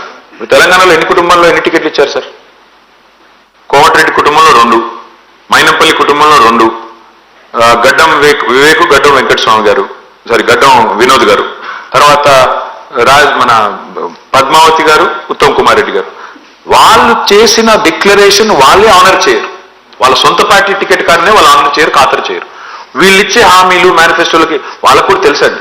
ఎట్లాగో అయ్యేది లేదు పోయేది లేదు, గాలికి పోయే పేలపిండి కృష్ణార్పణ నోటికి వచ్చిన వాగ్దానాలు ఇచ్చారు. అందులో లెక్క చూసుకోలేదు, పత్రం లేదు, ఏం లేదు. నేను అనేది ఏంటంటే సార్, మేము మాత్రం అట్లా కాకుండా ఒక్కొక్క రూపాయి లెక్కేసుకొని ఎంత ఖర్చు ఎంత మాకు భారం పడుతుంది. ఎందుకంటే గవర్నమెంట్లోకి వచ్చేది మేము, రేపు నడపాల్సింది మేము, మాకు తెలుసు అది. అందుకే సౌభాగ్య లక్ష్మిని పెట్టాం. దానిలో ఎంతమంది మహిళలకు ఇవ్వాల్సి వస్తుంది, ఆసరా పెంచుతున్నాం. కానీ మేము బాధ్యత రహితంగా చెప్పలేదు. స్టేట్ ఎకానమీ పెరిగిన కొద్దీ పెంచుతామని చెప్పాం. ఫస్ట్ 3,000 చేస్తాము, తర్వాత 3,500, తర్వాత 4,000, తర్వాత 4,500, 5వ ఏటికి 5,000 చేస్తామని చెప్పాం. ఓట్ల కోసం తెల్లారే చేస్తామని అబద్ధం చెప్పలేదు. రైతు బంధు చెప్పాం, 10,000, 16,000 చేస్తామని చెప్పాం, కానీ స్టెప్ వైజ్ పోతామని చెప్పాం. సో మేము చెప్పింది ఎవ్రీ ఇయర్ ఒక గ్రోత్ ఫ్యాక్టర్ చేసుకొని ప్రతి సంవత్సరం మా రెవెన్యూ ఎంత పెరగవచ్చు, ఎంత మేరకు మేము పూడ్చవచ్చు అని చూసుకొని చెప్పాం తప్ప బాధ్యత రహితంగా చెప్పలేదు. మీరు ఇంకా వాళ్ళు చాలా చెప్పారు, మేము చెప్పిన దానికంటే ఒక 500-600 రెట్లు ఎక్కువ చెప్పారు. కానీ మేము అన్నిట్లోకి పోలేదు. We didn't go into that option. Vijay sir, తెలంగాణకు సంబంధించి ఎక్కువ మంది సిట్టింగ్లకి ఈసారి అంటే మోస్ట్ ప్రాబ్లీ దాదాపు 10-15 తప్పిస్తే ఎక్కువ మంది సిట్టింగ్లకు ఇచ్చారు. ఆ సిట్టింగ్లకు ఇవ్వడం వల్ల ఏమైనా ప్రతిబంధకం అవుతుందా, లేదా ఇంకా ఆయన అడ్వాంటేజ్ ఉందా? చూసి బోర్ కొట్టిన మొహాలు అంటారా ఎట్లా? అంటే చాలా కాన్స్టిట్యున్సీలలో అంటే 2 టర్మ్స్కి మేము బోర్ కొడితే మరి కాంగ్రెస్ వాళ్ళు 11 టర్మ్స్ భరించారు కదా. నేనేమన్నా అంటే గవర్నమెంట్ అనేది అల్టిమేట్ గా చూస్తే అంటే మరి నవీన్ పట్నాయక్ గారు ఇప్పుడు 5th టర్మ్ అనుకుంటా, 5th or 4th. అట్లాగే ఏమంటారు గుజరాత్ లో 5th or 6th term, 6 terms consecutive గా. సో మరి వాళ్ళకేమో మార్పు మంచిది కాదు, మా కాడికి వచ్చేసరికి మార్పు. అందుకే నేనేమంటున్నా అంటే సిట్టింగ్లు అనే దానికంటే కూడా చూసేది సార్వత్రిక ఎన్నిక. విజయ్ గారు, రాష్ట్రాన్ని ఎవరి చేతుల్లో పెట్టాలి అనే ఎలక్షన్. ఎమ్మెల్యే క్యాండిడేట్ కూడా ఇంపార్టెంట్, నేను కాదనట్లేదు. But at the same time రాష్ట్రాన్ని ఎవరు నడుపుతారు? నేను ఇవాళ స్ట్రైట్గా అడిగేది ఒకటే. ఇప్పుడు కాంగ్రెస్ వాళ్ళు తుమ్మాలంటే ఢిల్లీ పర్మిషన్ కావాలి, దగ్గాలంటే ఢిల్లీ పర్మిషన్ కావాలి, రూపాయి ఖర్చు పెట్టాలంటే ఢిల్లీ పర్మిషన్ కావాలి, టికెట్లు ఢిల్లీ, బీఫామ్ ఢిల్లీ. వీళ్ళు 6 నెలలకు ఒకసారి ముఖ్యమంత్రిని మార్చే అలవాటు.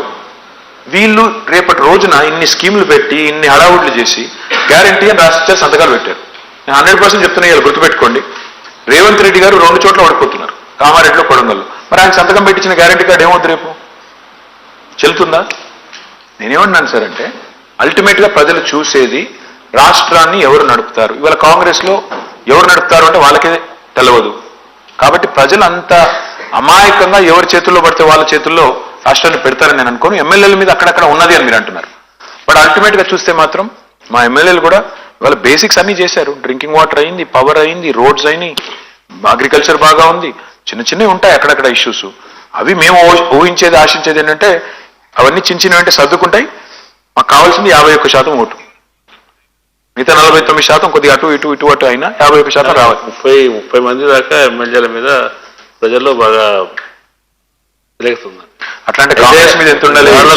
వాళ్ళని మీరు ఇంపోజ్ చేశారు అనే ఇందా చెప్పిన హర్ట్ ఫీలింగ్ లో అది కూడా ఒకటి. ఎందుకంటే ఏకపక్షంగా వాళ్ళు కనుక తీసేసి ఉంటే అంటే మార్చి ఉంటే మీకు ఇప్పుడు ఉన్నంత టెన్షన్ ఉండేది కాదేమో. అంటే శ్రీనివాస్ గారు, ఆనెస్ట్లీ మరి 11 సార్లు మోసి కాంగ్రెస్ బోర్ కొట్టలేదంటారా జనాలకి? మనుషులు మారుతారు. ఇందాక మనుషులు మారినా సరుకు అదే కదా సార్, కొత్త సీసాలో పాత సార్ అదే సరుకు. సార్, ఇందాక మీరు గుజరాత్ గురించి మాట్లాడినారు. గుజరాత్ లో బోర్ కొట్టలేదా జనం అంటే గుజరాత్ లో 3-4 చీఫ్ మినిస్టర్స్ మారినారు సార్. తెలంగాణలో కూడా అటువంటి మారే అవకాశం ఏమైనా ఉందా ఈసారి? మా chief minister is in the pink of his health sir. ఆయన కూడా మారొచ్చు. అందుకే చెప్తున్నా, is in the pink of his health. బ్రహ్మాండంగా ఉన్నారు కాబట్టి ఆయనే ఉంటారు. అందులో మీకు అనుమానం అవుతుంది, నాకు అనుమానం అవుతుంది, ఎవరికి? ఆయన సూటిగా రేట్లేదు సార్. 1 year తర్వాత 2 years తర్వాత మీరు ఆ సీట్లోకి వచ్చే అవకాశం ఉందా? మీరు ముందు గెలిపించండి సార్. మీరు ముందు గెలిపించేస్తే, మీరందరూ కూడా పలుకొని గెలిపించేస్తే ఆ తర్వాత మనం మళ్ళీ తిరిగి గేట్లో కూర్చొని మాట్లాడతాం. అంటే ఈ మధ్యన ఒక టాక్ వచ్చింది sir, maybe Ravin Sab, yeah, you can ask. No, I'm done. So ఒక టాక్ జనరల్ గా వచ్చింది ఏంటంటే, హిందూ ఆఫీస్లోనూ నేను హిందూ ఆఫీస్ లో అనుకోండి, జర్నలిస్ట్ మధ్యలో ఒక 40 కాన్స్టిట్యున్సీస్ లో KTR matters more than KCR అని. సో కేటీఆర్ ను ముఖ్యమంత్రిగా చేస్తే, అభ్యర్థిగా ప్రకటిస్తే, ఈసారి 3వ టర్మ్ మీరు ఎక్కడో గొడవ పెట్టే పనిలో ఉన్నారు, మీరు ఏదో గొడవ పెట్టే పనిలో ఉన్నారు. నాకు అట్లాంటి I'll be honest. మీకు లేదు సార్, ప్రజలు నాకు I'll be honest. జీవితంలో ఎన్నడూ మంత్రి అవుతానని కూడా కలలో అనుకోలేదు, నేను కలలో కూడా అనుకోలేదు. 2014లో నిజంగా సిచ్యువేషన్ ఏంటంటే, I told my wife I'm retiring from politics. ఏ రోజైతే ఆయన కేసీఆర్ గారు కాంగ్రెస్ లో పార్టీని కలిపేద్దామని, విలీనం చేద్దామని డిసైడ్ చేశారు, ఐ టోల్డ్ మై వైఫ్, నాకు ఈ పార్టీ అంటే అసహ్యం, నేను ఉండలేను, ఇమ్మడలేను, నా వల్ల కాదు. అయినా వచ్చింది తెలంగాణ వస్తే చాలనుకుని వచ్చాం, చాలు, ఈ జీవితానికి చాలు, రిటైర్ అనుకుని ఆ ఇంట్లో అడుగు పెట్టారు, సోనియా గాంధీ ఇంట్లో. మా అదృష్టం ఏంటంటే సోనియా గాంధీ గారు మొత్తానికి ఎందుకో కానీ ఆ విలీన ప్రతిపాదన అది సరిగ్గా హ్యాండిల్ చేయలేదు, మొత్తానికి మా నెత్తిన పాల్గొశారు. సో అనుకోకుండా మంత్రి అయ్యాను నేను. మంత్రికి పదవి ఇచ్చేటప్పుడు కూడా నేను సీఎం గారు పిలిచి ఇస్తున్నాను అంటే నేను చెప్పాను, సార్ వద్దేమో, ఎందుకంటే మిమ్మల్ని అంటారు, కుటుంబ పాలన అంటారు, మిమ్మల్ని తిడతారు, మీ క్యాబినెట్లో నేను ఎందుకు సార్, మీరు ఉంటే చాలు కదా అని అన్నాను. అంటే ఆయన ఆ రోజు ఒక మాట చెప్పారు నాకు, ఏమన్నారంటే, ఈ రోజు కాదు, నీకు 10 ఏళ్ల తర్వాత నిన్ను మంత్రిని చేసిన, సీనియర్ ఎమ్మెల్యే అయిన తర్వాత మంత్రి చేసినా ఇదే మాట అంటారు, ఇదే తిట్లు తిడతారు. ఒకసారి అవకాశం ఇచ్చిన తర్వాత నువ్వు ప్రూవ్ చేసుకుంటే, నువ్వు నిజంగా ఎఫిషియెంట్ అడ్మినిస్ట్రేటర్ ప్రూవ్ చేసుకుంటే సర్వైవ్ అవుతావు, లేకపోతే కొట్టుకుపోతావు. ప్రజాస్వామ్యంలో సింపుల్ సూత్రం అది అని చెప్పారు. So I accepted. And now మీరే అంటున్నారు మీకు ఆఫీస్లో టాక్ అని. నేనేమంటున్నా అంటే, జర్నలిస్ట్ మధ్యలో టాక్ అదే సార్, నేనేమంటున్నా అంటే, నాకు I have no such illusions about myself. నేను చూసేది ఏంటంటే, ఇదంతా నాకు బోనస్ పీరియడ్, ఈ 9.5 ఏళ్ళు బోనస్. దీనికంటే ఇంకేదో కావాలని ఆశపడడం అత్యాశ అవుతుంది, దురాశ అవుతుంది. నాకు అట్లాంటి ఆశ లేదు. CM I'm very happy. I'm honestly telling you, next time నాకు మంత్రి పదవి ఇవ్వకపోయినా ఒక ఎమ్మెల్యేగా పనిచేయమన్నా, పార్టీకి వెళ్ళి పనిచేయమన్నా చేస్తాను. అంతే తప్ప నాకు సీఎంలు పిఎంలు అట్లాంటి ఆశలు అంబిషన్లు ఏమీ లేవు. సుఖంగా ఎక్కడున్న, ఇప్పుడు మా పార్టీ గెలవాలి, అదొకటే కోరిక, ప్రజలు బాగుండాలి, అదొకటే కోరిక. బండారు గారు ఒకటి ఇంకాక ఒక మాట చెప్పారు, రాజకీయాల్లో పాజిటివ్ యాటిట్యూడ్ ఉంటే ప్రామినెన్స్ దొరకదు, మీడియా దొరకదండి. పాజిటివ్ ప్రశ్నల పరిస్థితి కూడా అదే అని ఒకటి చెప్తానండి. ఇంకాక మీరు అంటే కొద్దిగా రివైండ్ చేస్తాను మళ్ళీ వెనక్కి, ఎందుకంటే ఇప్పుడు సబ్జెక్ట్ వేరే. ఈ అవైలబిలిటీ యాక్సెసిబిలిటీ అని చెప్పారు కదా, సీఎం గారు ఎందుకు కలవరు జనాన్ని, అది ఇది అనే దాని మీద చర్చ జరిగింది కదా. ఒకటేంటే అవైలబిలిటీ అంటే పోయి కూర్చొని 10 to 5 కూర్చుంటారు, కానీ యాక్సెసిబిలిటీ ఉండదు. ఏం లాభం దానివల్ల అని ఒక వాదం ఉంది. దానివల్ల యాక్సెసిబిలిటీ ఈజ్ సంథింగ్ డిఫరెంట్. అంటే వాళ్ళు ఎవరైతే ఏ పని మీద వస్తారో ఆ పని జరగడం, అది పాజిటివ్గా తీసుకుంటే. నేను వచ్చిన నాగవల్లికో ప్రమీల ఎవరో ఉందండి, ఒక అమ్మాయి ఒంగోలు నుంచి. ఆ రోజు కరోనా టైంలో she came to Hyderabad for job, ఏదో ఇంటర్వ్యూ కోసం వచ్చింది. ఇది నేను ఫేస్బుక్లో చదివాను, అందుకే చదువుతున్నాను. She wrote it. అది ఏం రాసిందంటే, వచ్చిన తర్వాత మొత్తం ఇటు నుంచి అడిపోవడానికి అటు నుంచి ఇడిపోవడానికి అయిపోయింది, మొత్తం ఇక్కడ అంతా క్లోజ్ అయిపోయినాయి, అంతా గందరగోళ రకమైన భయంకరమైన బంద్ నడుస్తుంది. ఆ టైంలో మీకు ఒక చిన్న ఇది పెట్టారు, ట్వీట్ పెడితే my team will assist you అని మీరు ఫర్ దట్ షీ సాటిస్ఫైడ్. మళ్ళీ వెనక్కి వెళ్ళిపోయింది, తర్వాత అంతా రాసింది. నేను చెప్పేది ఏంటంటే, గవర్నమెంట్ స్పందించే గుణం ఉంటే నన్ను కలిసాడా లేదా అనేది ముఖ్యం కాదు అనేది నా ఉద్దేశం. కానీ ఎట్ ది సేమ్ టైం జనంలో, ఒక సాధారణ జనంలో ఏముందంటే, మామూలుగా ముఖ్యమంత్రి గారి దగ్గరికి పోయినాం, మంత్రి గారి దగ్గరికి పోయినాం, ఎమ్మెల్యే దగ్గరికి పోయినాం, కలెక్టర్ దగ్గరికి పోయినాం, ఒకసారి కలిస్తే సగం అసలు సమస్య పరిష్కారం కాకపోయినా సరే సంతృప్తిగా ఇంటికి వెళ్ళిపోతాడు. ఇది ఒక భారతీయుల్లో ఉన్నటువంటి సాధారణ సగటు జనంలో ఇది ఉందన్నమాట. అలా కాకుండా పని కావడం ఒకటే ముఖ్యం కాదు, పని అయినట్టుగా కనిపించేటట్టు కూడా కొంత చేయాలి, కొంత నాటకాలండి ఇంకోటి. అదేమన్నా కాస్త తగ్గడం వల్ల ఈ రకమైన నెగిటివ్ ప్రచారం వచ్చింది. చేద్దాం సార్, మరి నెక్స్ట్ టైంలో పెట్టేద్దాం, ప్రజా దర్బార్ పెట్టేద్దాం. మీరు అన్నట్టు చేద్దాం, నాకే ఇబ్బంది లేదు. ఎందుకంటే అల్టిమేట్ గా మీరు అన్నది కరెక్ట్. పని అయిందా లేదా, అసలు డెలివరీ జరుగుతుందా సర్వీసెస్ అనేది ఒక పాయింట్ అయితే మీరు అన్నది. Yes, to be fair is one thing, to appear to be fair is another thing. నేను పారదర్శకంగా ఉన్నాను, ఫెయిర్గా ఉన్నాను, నిజాయితీగా ఉన్నానని చెప్పుకోవడం ఎంత ముఖ్యం, ఉన్నట్టు కనబడటం కూడా ఎంత ముఖ్యం. ఇప్పుడు చాలా పార్టీలు ఏం చేస్తారు, టికెట్లు ఇచ్చేటప్పుడు 4 కమిటీలు వేస్తారు, ఫైనల్గా అధినేత నిర్ణయం తీసుకుంటాడు, అందరికీ తెలుసు. బట్ అదొక ప్రాసెస్ చేస్తారు, చేసి ప్రజాస్వామికంగా కనబడే ఒక ప్రయత్నం. అల్టిమేట్గా మాత్రం జరిగేది మళ్ళీ ఏది జరగాలో అదే జరుగుతుంది. కానీ నేను అనేది ఏంటంటే, మీరు అన్నది కరెక్ట్ కూడాను. ఆ అహం ఏదైతే ఈగో సాటిస్ఫాక్షన్, కొద్దిగా ఈగో మసాజ్, నన్ను పట్టించుకున్నారు, నేను వెళ్ళినప్పుడు కలిశారు. కానీ ఇంకొకటిలో డేంజర్ కూడా ఉందండి. నేను చూసింది, ఇప్పుడు నాకు 2-3 సార్లు ఎదురైంది అనుభవం.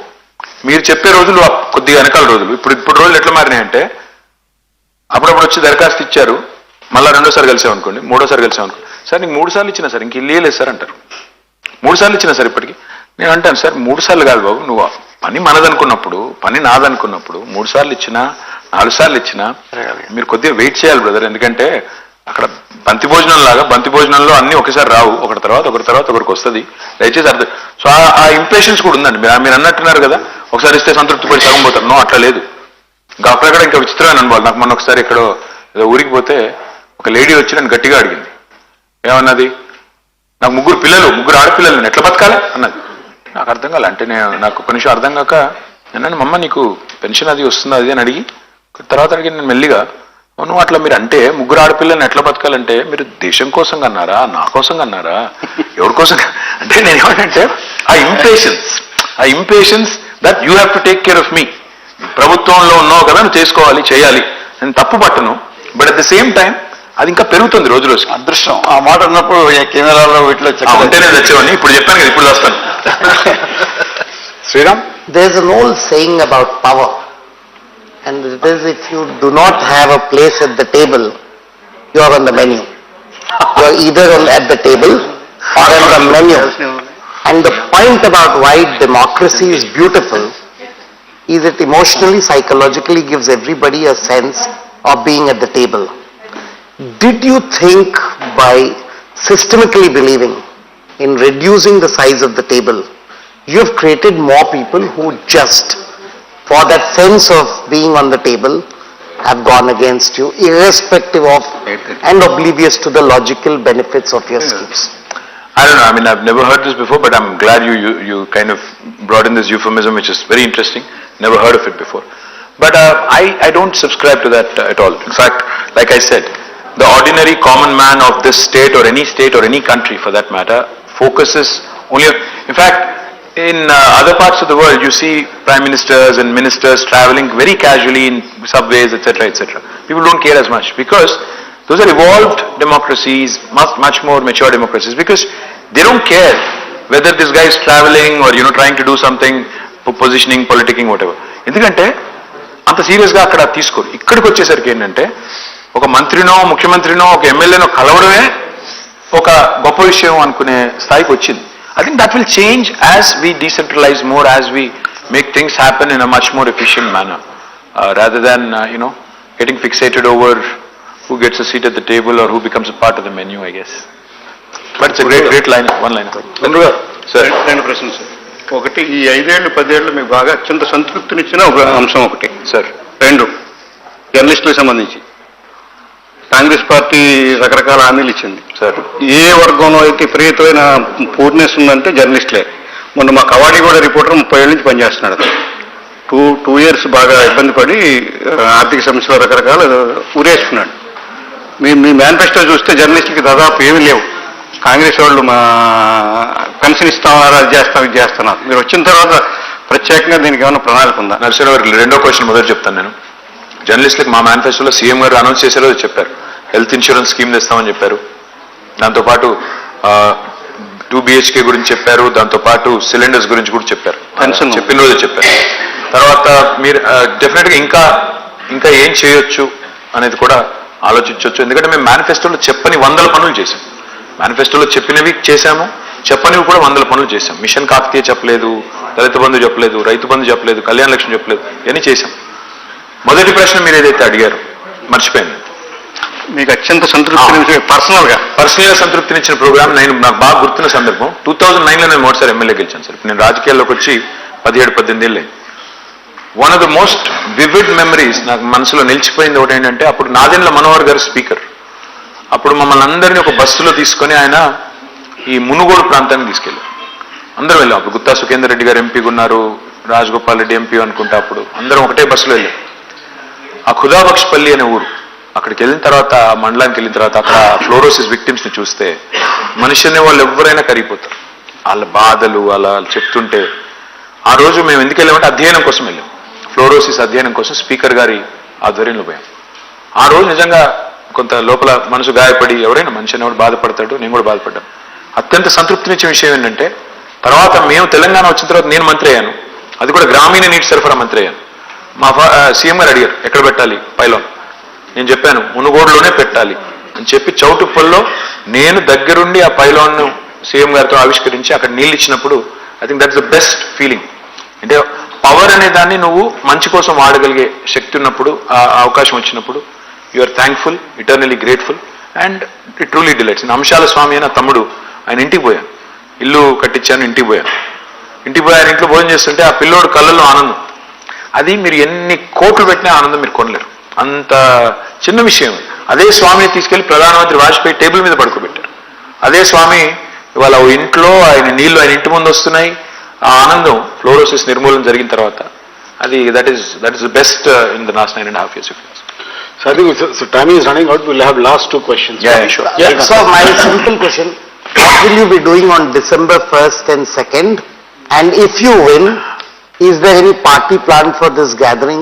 So, I'll take the second question first. Yes, I promise you a party when I win, not if I win, but when I win, I promise you a party, all of you, this very room, we can come back and celebrate. I'm happy to do that.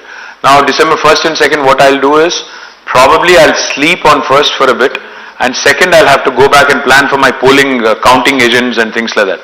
So I'll have to do a lot of conference calls, go physically, meet some people, make sure that everything is in order, etc., etc. And my opponents don't hack machines, etc., etc. They're prone to do that also. Quite capable. Vasu garu. Well, you may call it a hypothetical question. Just in case you are